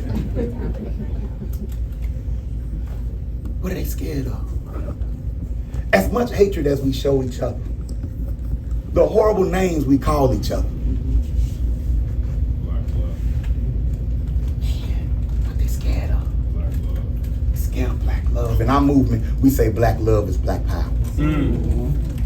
When I got involved in the RBG movement, now I've been involved with Pan-Africanism for a minute, and my introduction into consciousness was through the teachings of the Most Honorable Elijah Muhammad, for which I'm forever grateful. But when I got engaged with the modern day RBG movement, the Dead Presidents music, and then watching brothers emerge on social media and watching brothers emerge in my community, I'm going to brothers who was in the streets, and they was like, man, I like this RBG thing, I'm on this SETI thing, I'm a man, what's up, ain't you into that? And I'm like, boom, yeah, I'm into that. And I'm watching, I'm observing, and I'm seeing certain elements that ain't there. Because there's just so much you can pick up watching video. Right. The videos don't teach you how to get engaged in your community. Right. It's like, man, I want to do something, but I don't know what to do. I don't know how to do it. No offense to the nation, but I ain't ready to put the suit on. Right, exactly. I'm not ready to eat 1 meal a day. What can I do now? Okay, if I get in there, I'm be faking and funking. They don't want me in the nation. They don't, certain brothers just, But you don't have to be a perfect Muslim to be a good Muslim. There you go. You don't have to be a perfect warrior to be a good warrior. There you go. Matter of fact, we do great things in our imperfections, don't we? We talk about how mentally dead we are, but that don't stop. That didn't stop George Washington Carver from saving American farming. Right. It didn't stop Booker T. Washington from building schools. Right. So why should having your cap to the side stop you from being good for your people? That's right. Come on. So I got with the RBGs. I'm like, man, let's do this thing. And hip hop is such a cornerstone in our culture. Let's use that too. Right. And we got that aggression about us. Right. And everybody ain't ready to calm down. Right. Everybody ain't nah, just get the calls. Should probably gonna ride on somebody with calm down. Save your bullets. It's gonna be needed. Why don't you go learn how to use that thing? Right. Let's find some black-owned land where you can go learn how to use that thing. And you can go to the gun range if you want to, or we can make a gun range. And that way don't nobody know who coming in and out. Right. Man, I hate white people. Okay. They earned that. But that don't mean you love black people. Right. I don't police your feelings for white folks. I'm concerned about your feelings about yourself. Come on. With our students, I want them to feel like they own this planet. I want them to feel like they own this universe. I don't want them walking in any room feeling less than anybody. And I don't want them to fear anybody to the point to where they feel like they have to have some kind of emotion toward them in order to be on their level. In order to dominate. In order to win. In order to protect. And our biggest challenge has never been hating white folks. Our biggest challenge is loving us. That's right. That's our biggest. I know a whole bunch of pro-black people that don't like black people. I know a whole bunch of pro-black black people that don't like black people. Right. Y'all know some too. Right. They too sleep. Our people don't want nothing. Nah, brother, it just got to be those of us who are willing. How you know who willing? Right. It's got to be those of us who want it. But when are those of you who want it gonna show us who are not worthy what to do? That's right. You ever been in a room full of conscious people and y'all talking about what need to be done, and when y'all leave the room, ain't nothing got done? Right. But everybody got their chance to speak. I can't stand those meetings. Right. But nobody stood up and say, wait a minute, I know what the issue is. We cowards. What? I know what the issue is. We cowards. You got on that African medallion and it didn't give you courage. You read John Henry Clark, but it didn't give you courage. You read Dr. Yosef Ben Yakin and it didn't give you courage. I know some who read the teaching of the Most Honorable Elijah Muhammad and it didn't give them courage. Come on, brother. Are you talking about the children or are you talking about you? Because how can we talk about what they doing without talking about what we doing? You're a coward. We've been made cowards. We scared of the real thing. Now, you ain't scared of me. You'll slap me. Right. Will. Right. Will ain't gonna slap that Jew that run Hollywood. Say, no, Will, you can't do that. Did you slap somebody? You're a coward. You've been told what you can be brave at. Maybe we think we should hate white folk so it'll be easy to kill white folk. But the first white person you gotta kill is the one that lives in you. Right, that's right. That's right. That's right. Come on now. If you ain't killed that cracker, you ain't got nothing for this other one. Right. You just gonna replace him if he leave. Right. That's the essence of the RBG movement today. It's self-reflection. Yeah, we gotta pick up some discipline.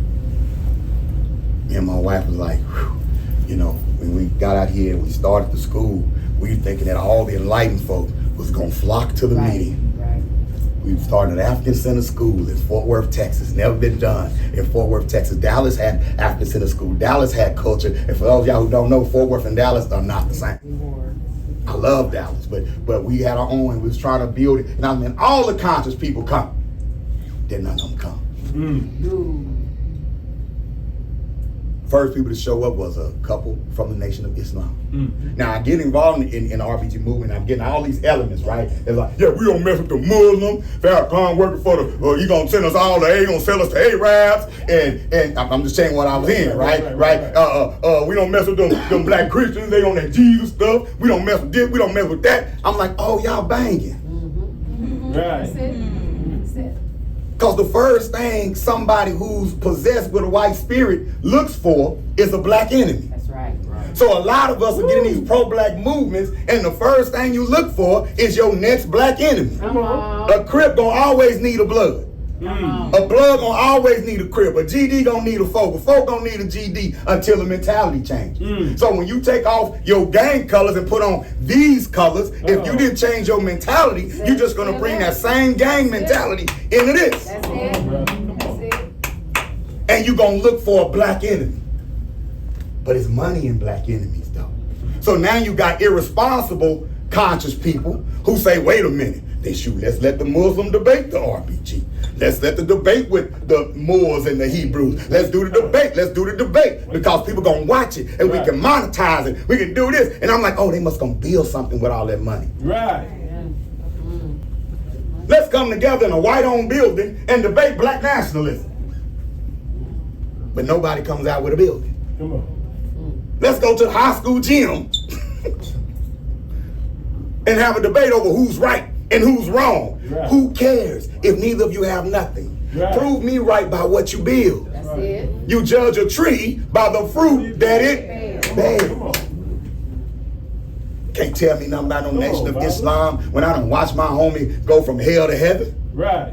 I done watch my homie go from ignorant to enlightened. Right. I done watch a brother who would leave a sister at a heartbeat say, man, I'm not leaving my family no matter what. Right. You rooted yourself in a teaching that provided you with a discipline to change your life. How am I gonna condemn that? Come on. I used to tell cats all the time, you know, especially older conscious cats, man, that young cats look up to as OGs. And man, don't listen to that stuff. That stuff ain't that. I always say, wait a minute, stop. Before you pull in from over there, where you taking? Because if you ain't got nowhere to take me, don't pull me out of where I am. Come on. Come on. RBG, that B stands for black, but can also stand for bridge. I like that. We want to be a bridge. That's right. We want to be a safe space where African people who are interested in the liberation of black people can come and look at the menu. We're here to learn from the people. You're going to be a black Hebrew, be the coldest black Hebrew you can for your people. If you're going to be a Rasta, be a cold Rasta for your people. Be disciplined in that. You a Moor, Islam, do your thing. Be disciplined in that. Muslim Moorish brothers come up to me, man, you gotta get your paperwork done. You gonna do the paperwork. You mastered the paperwork, well, I gotta do the paperwork.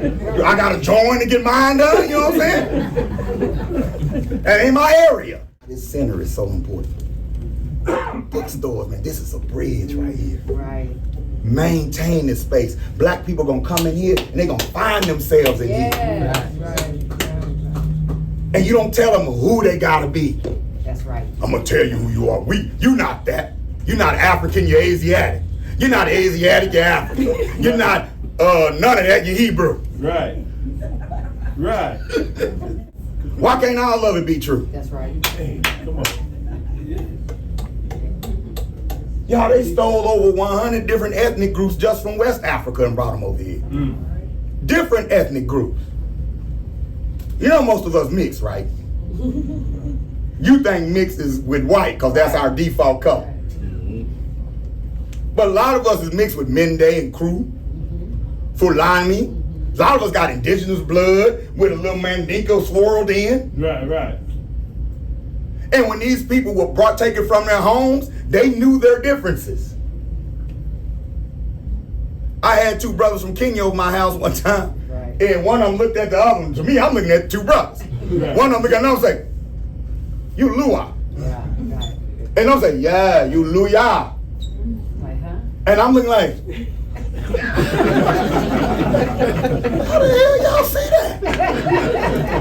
I just seen two brothers. And I ain't say brothers at the time. I see two. What y'all do? How y'all see that? And he said, "Oh, I can tell by his cheekbones.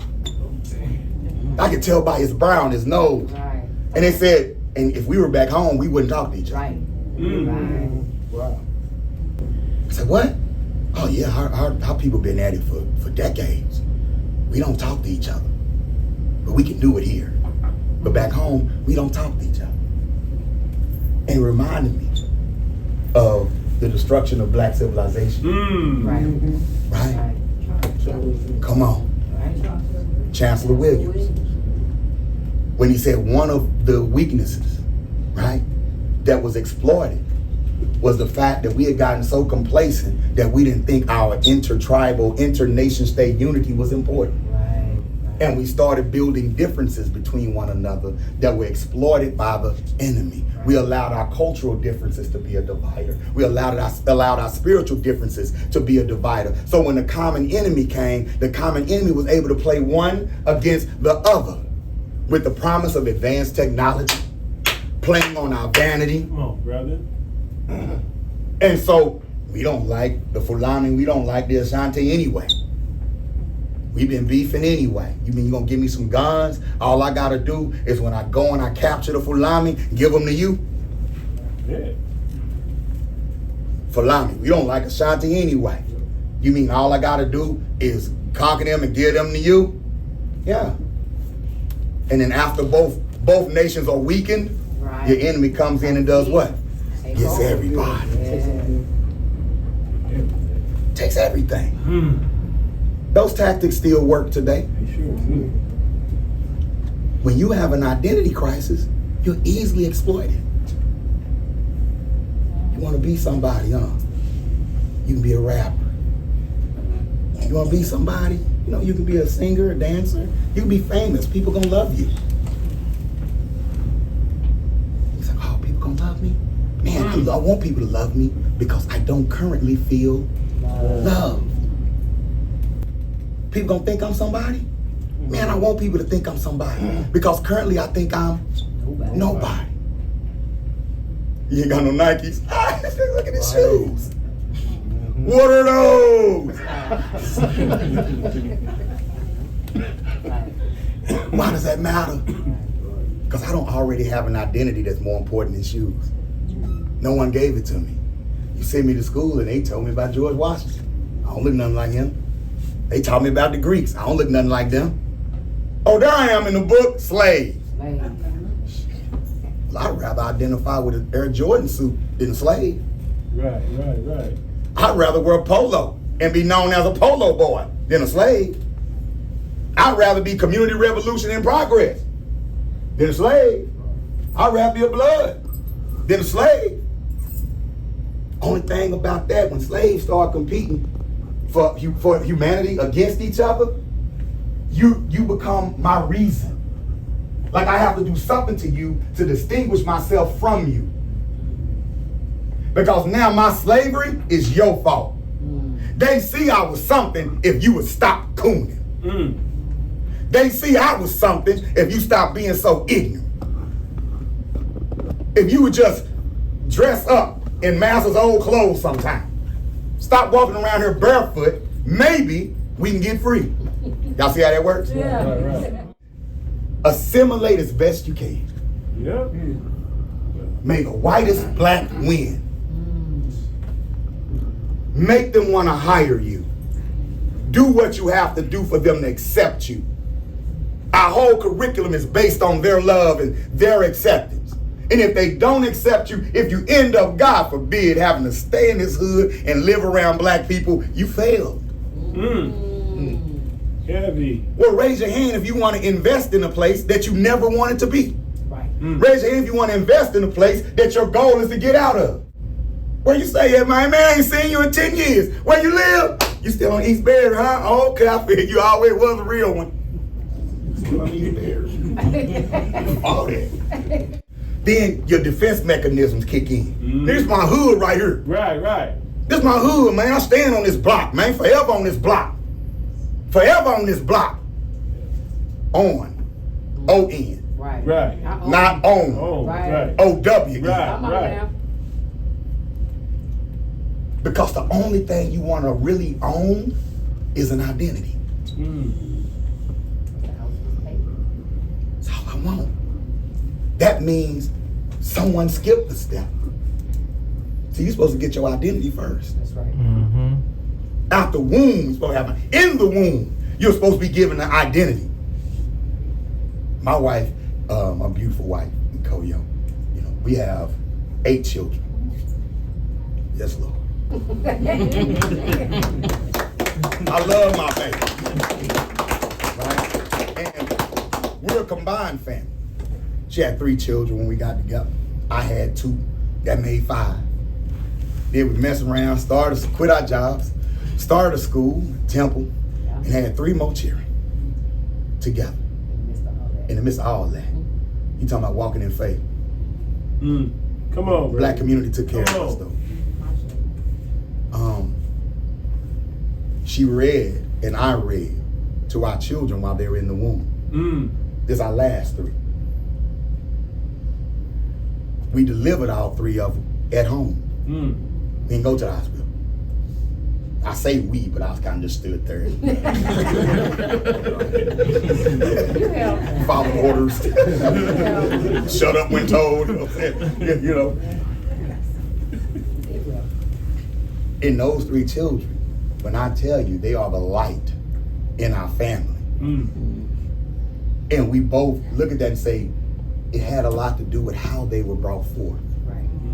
And they don't have identity problems. Matter of fact, until recently, I didn't know that my son, Uhuru, thought light-skinned blacks were white. I didn't know. At our school, when our children come to us, and I'm not gonna call my 2 students out, they're in the crowd right now today. But when our children come to us, y'all, the first thing that we're trying to establish with them is identity. That's right. It's not math, it's not science, it's identity. You're gonna learn math, but first you gotta understand that it's your math. Right. There you go. You understand what I'm saying? You're gonna learn science, but you first have to understand that this is your science. It's your history. Even the world history. Not black history. World, all of it is your story. You gotta understand that first and foremost. Even that crazy language English, all that stuff is borrowed from your language. Right. So that's your English. And the way you speak it at home ain't ignorant, it's smart. That's right. Because ignorant is easier to say than ignorant. We are about to go to the store. We be at the store.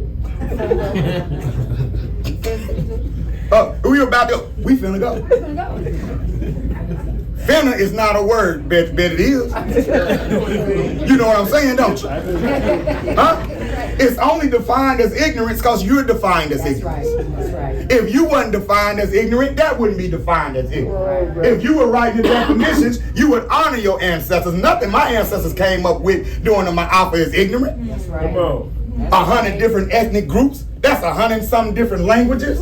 And we figure out how to homogenize English in a way that we can understand it, and we want to call it bad English. Come on. Come on. English was already bad. That's Already.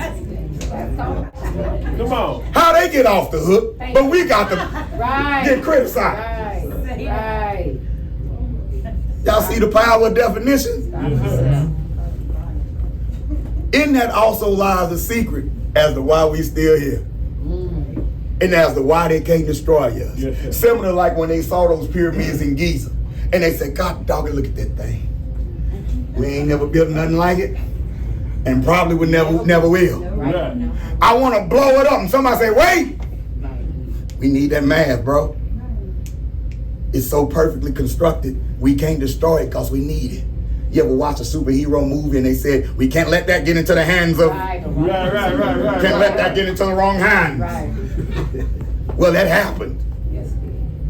When they went and they finally, after thousands and thousands of years of getting their butt kicked. See, we got to stop skipping that part too. Right. We got to stop jumping to right when Europeans came in, like they just came in and slapped some Africans around and then they took over. Man, they had to wait for us to get fat and lazy and complacent. Come on. Yep. It took centuries.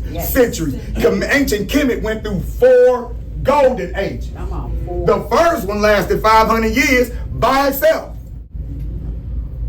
I ask my children all the time, how many golden ages did Kemet have? They say 4. Then I say, how many have the United States had? They say none.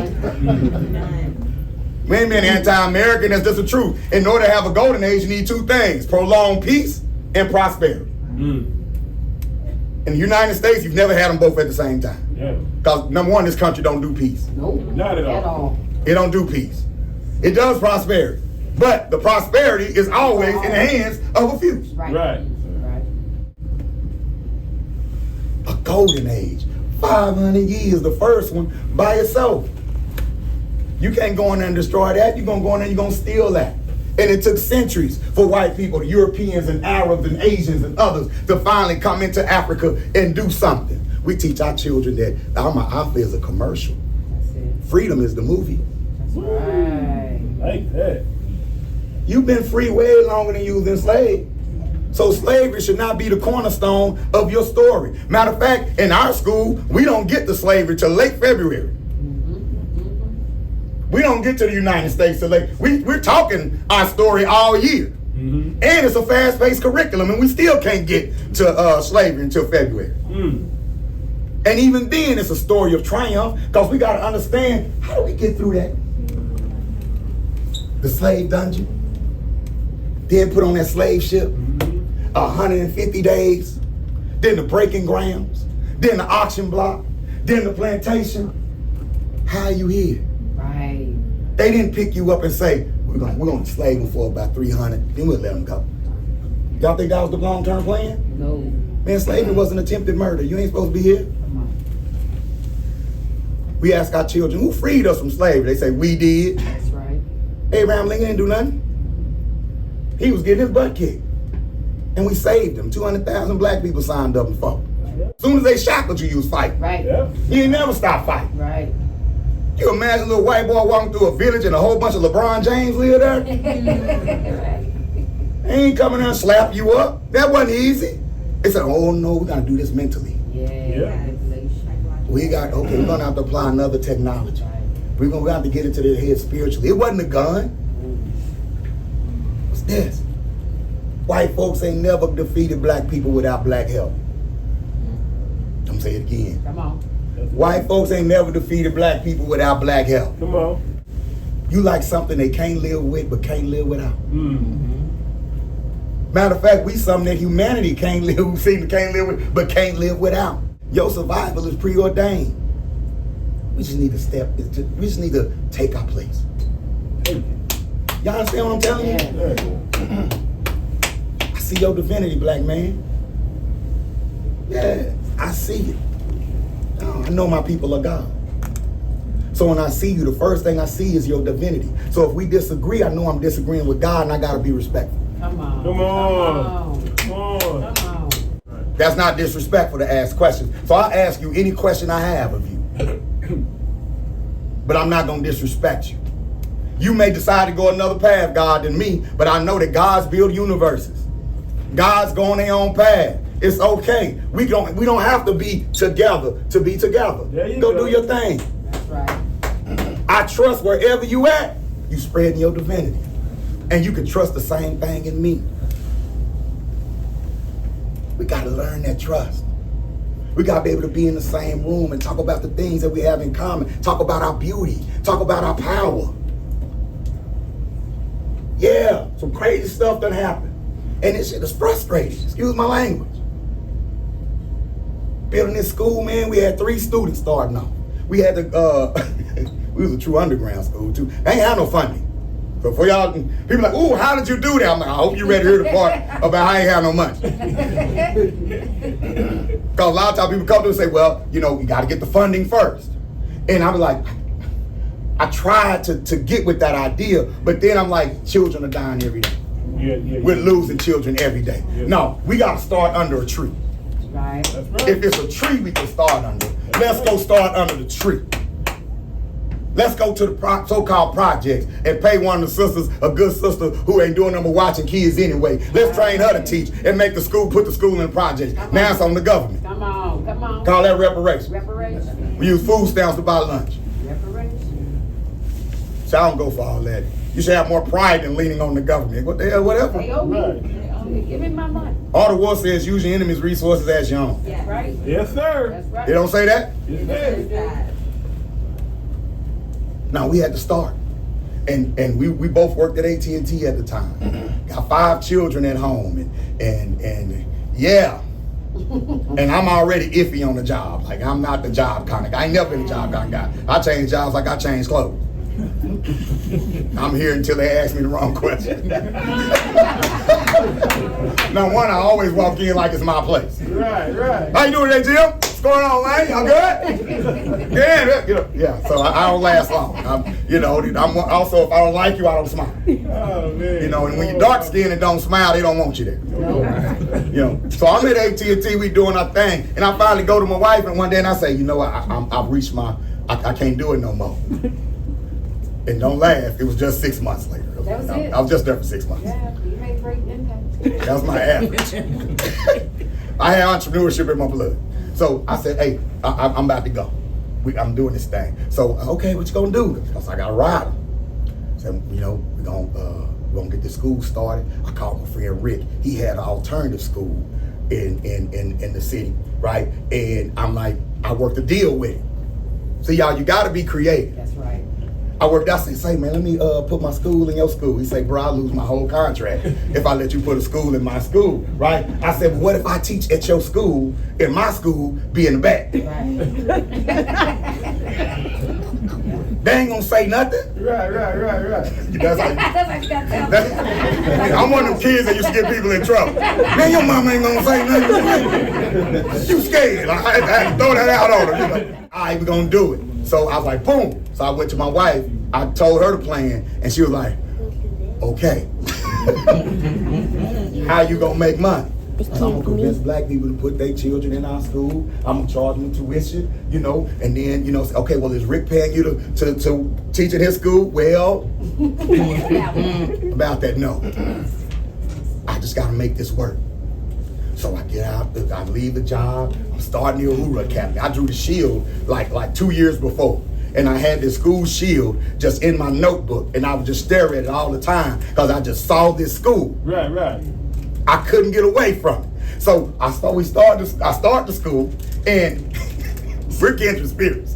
So I'm getting up every day like, yeah, I'm getting it in, I got this going to school, She getting up every day like, going to AT&T. Going to AT&T. Next thing I know, about a month later, she come to me and say, I want to come do it with you. I don't want to go work for them. And I'm like, okay. But you know, if we don't work, we don't eat. And pause. If you can stay, sisters or brothers, whoever do it first, stay. I'm not saying please. Yes. Don't By no way is this a recommendation. This is our story. This black woman walked off the job, and brothers, when she came in and said that, every 5 of my men said, no, you gonna work. Right. But then a spirit in me said, you know what? If we God, we can do this. If we're righteous, if we're walking in righteousness, we can do this. Then I had to look around and say, what are we in love with that we really don't need? What are you willing to give up for your people? Now I looked at my children and said, Lord, what I got to tell them they got to give up for our people. We gave up cable. We gave up a pretty car. Can't do a car, no, had good cash car. Right. I'm not a mechanic, but I had to learn. Right.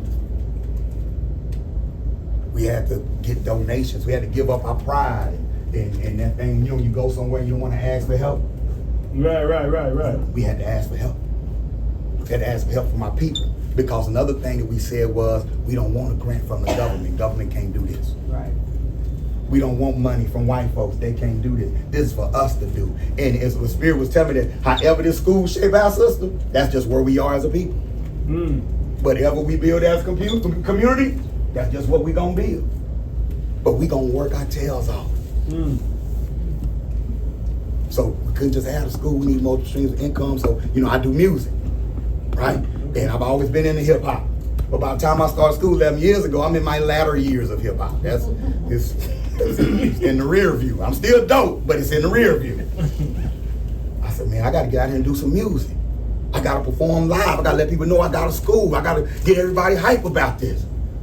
Here come my rider. Well, I'm gonna do it too. See, I always wanted to be one, okay? Let's talk. We sat down one day and we started talking about all the cycles that we wanted to break in our family. And I should love the conversations that me and my wife had, because we always talked about breaking cycles. We always talked about where we wanted to go, what we wanted to do, right? Y'all, if you and your mate ain't having them kind of conversations, you understand what I'm saying? Right. The key to our relationship is that in those conversations, we found something bigger than us. We found something bigger than us that we can work towards together. That became the foundation of our relationship. Yeah, we love each other. That's my best friend. We be kicking it like mud. Right.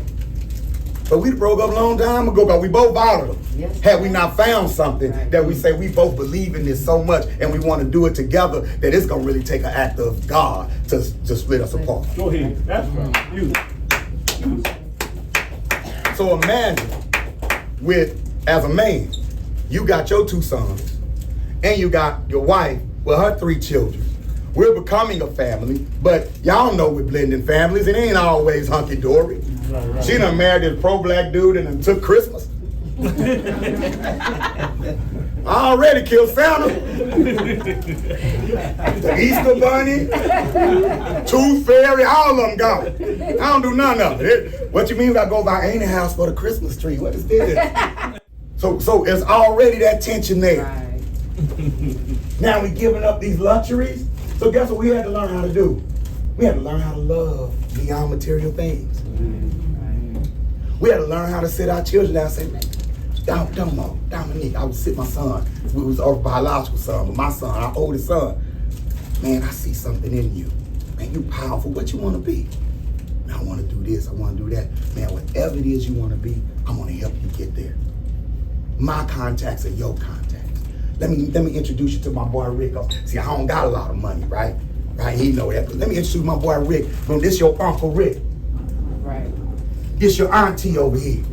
This your other uncle over here. This your uncle over here. You boom, boom, boom. They gonna do whatever you need. Man, you got a whole village behind you. Tell my daughters the same thing. There go your auntie. There go your auntie. Like my children think everybody, they cousins, aunties, and uncles. Right. And we tell the community at the same time, y'all know that saying, it takes a village? Yeah, we finna test that real tough. Y'all get where I'm coming from? Yes, sir. So we started the school, and I said, ooh, the floodgates finna open. 3 students came. Right? And we didn't start with our own children, because I couldn't afford it. Our own children had to stay in public school. I can only afford to teach children that could pay a tuition. So we still struggling teaching our own supplementally while giving it all to other people's children. I had 3 children to come. And the first one was a young brother by the name of Rahmani Muhammad from the Nation of Islam. Mosque number 52. Now, had I took that old RBG whack attitude, that original attitude, we don't mess with them, I wouldn't have got my first student. Right. And they came to me, and the parents were like, man, is this just like a RBG school, Pan-African school? I said, no, This is an African Center Universalist school. This is a school for all black children to come, regardless of what the belief system. Now, the only thing we don't allow is a white God. We'll never show your child an image of a white God. And might want to break it to them about Santa Claus before they come. I'm bigger than Pablo. I think I'm Mansa swam with sharks and chill with the barracudas. God in my own mind, I felt like a ruler. We invented currency, they invented the shooter. Let me tell you about some real. Try to get in better neighborhoods, and to the so-called better schools, and 2020 hit, my daughter. I didn't get those every day. Teachers, students, administrators, everybody. The teacher's laughing, she's probably like, no, it was 2 black girls. They were pitting them against each other because that's what they do. You know, you always got to get the 2 black women against each other, 2 black females against each other. So they did that. Then they started pulling their hair out. I got to figure something out. You know,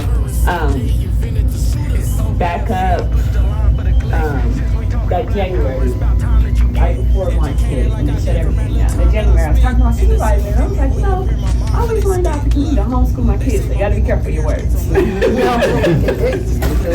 So 2 months later, I was like, okay, you guys are home, we gotta figure this out.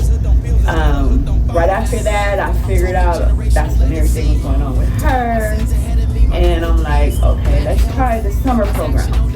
So the summer school program, I ended up finding it, I think Instagram or something. And I was like, let's try this summer program. And I put them both in. And she was like, oh, she was just so happy to be pro-black. She was just so happy.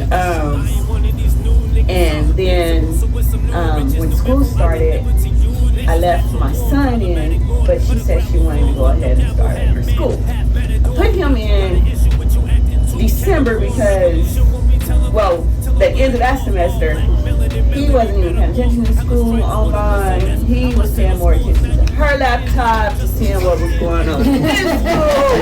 I was like, look, you done pretty much dropped out of school. So I'm begging him, like, please let him in, please, because the white folks just couldn't get me.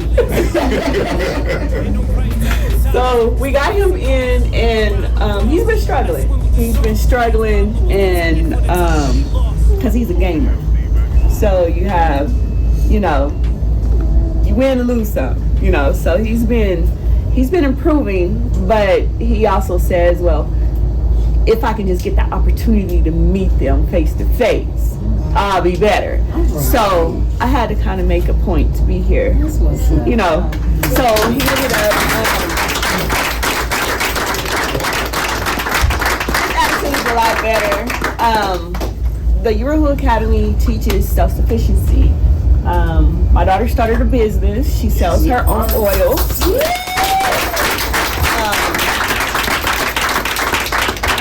And my son, he started a herbal tea business. He goes to the health food store, gets the teas, and figure out different recipes. So it's been great, you know. What I received from yesterday and today is it do start with love and self-discipline. You know, it's a lot, but you know, the love and the discipline is there. You can make it.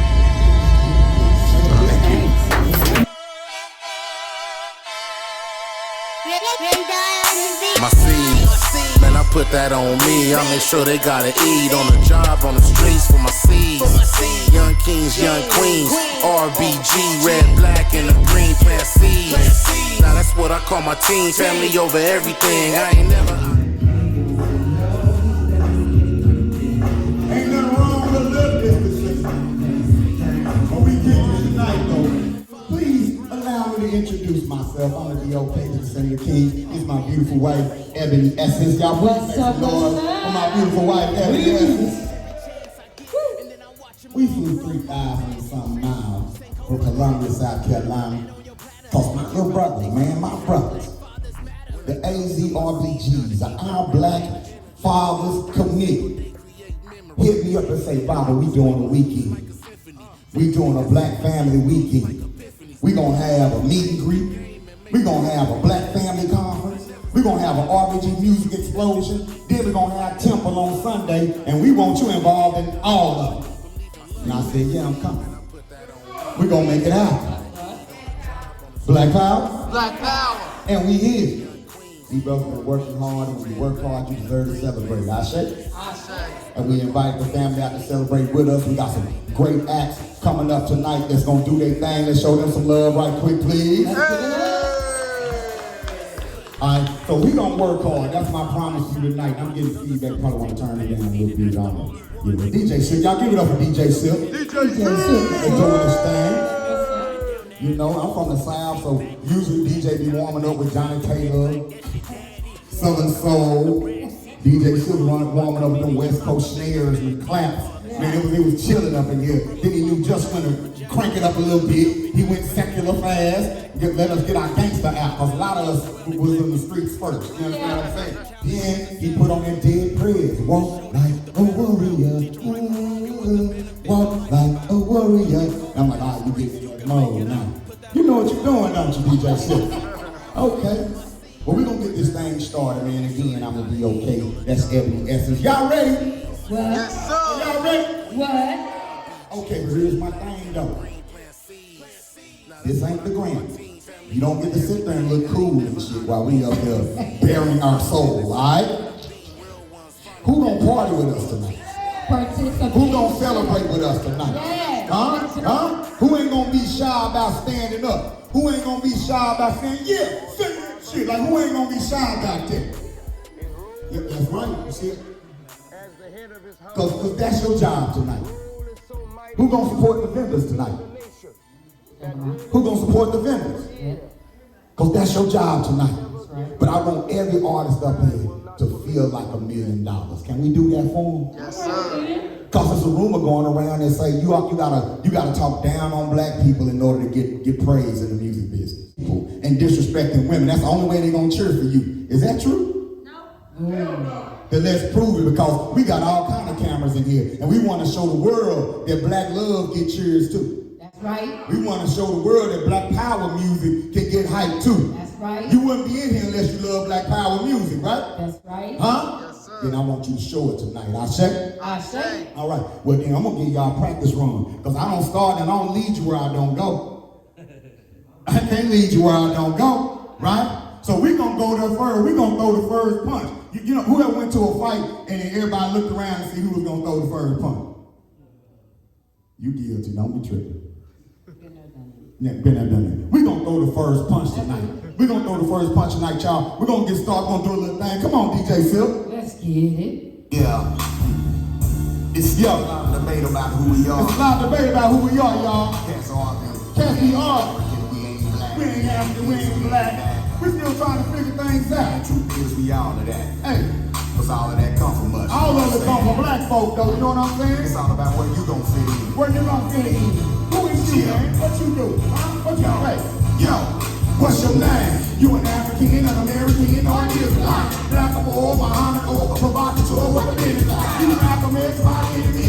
Chief Turner, Dr. Kill, keep a burner. You repeat, look at me. Who you see? I saw when I rap the ball. Every line is a black star. I'm master for because I understand these cracks are. That Turner's my avatar. My attitude so disciplined. I'm rocking on these motherfuckers. Got the kind of European. You know what I mean? I'm Farrakhan, never without wrong. Robert Williams, nigga with a gun. George Jonathan Jackson. You're so big, Dr. Khan. Showing through like Dr. Khan. I don't know if I got the heart. I'm just walking, I'm hella smart. I'm this because I got it hard. I'm the young kid.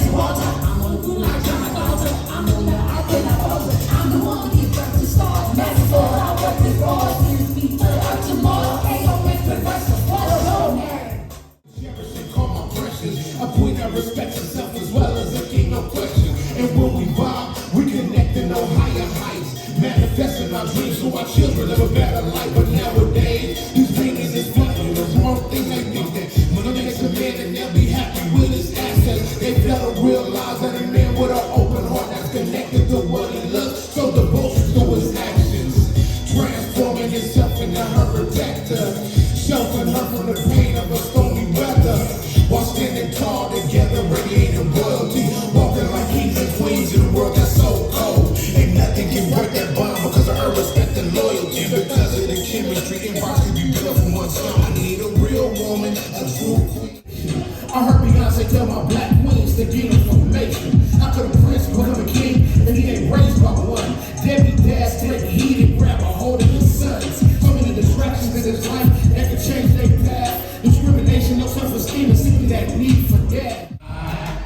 First we gotta break the cycle. No more black blood spilling on these blocks we don't know. First we gotta break the cycle. Each one teach one to strengthen the value of our people. First we gotta break the cycle. When we value our own work, there's some real change. I'm talking to the man in the mirror now. I see the world clearer while trying to find an antidote to America's poisonous venom. My ancestors was misled or mentally broken. For 100 years we've been praying and hoping while losing focus. They taught us how to hate our own kind, to separate the power of the people that's so divine. In present time, there's still black on black crime. A blueprint to a chess move that was simply well designed. Yeah, that we need to take the middle chains off and unite as a culture. That's what our leaders died for. Man, I still see them spraying through and hanging. No loose, no trees, just needs to stop us breathing. And even though we got justice for one, they still killing our melanin people by the ton. But the punchline to the joke is, even with the truth, we still living confused and hope. First we gotta break the cycle. 20 years, our minds been twisted in the Jesus got never changed. That's the first level. Airplane, level up. My moves are electric, that's out. You say you got your people on out. I just know I'm walking like a next up, talking like a tree. And everybody feeling cause I'm easy. Yeah, you know my passion, you my purpose. And baby, if you want this teaching on the mic, you can ride like tools in a toolbox. Hit you with the ooh-wah. Yeah, it's all blind stop. And it's not unlocked.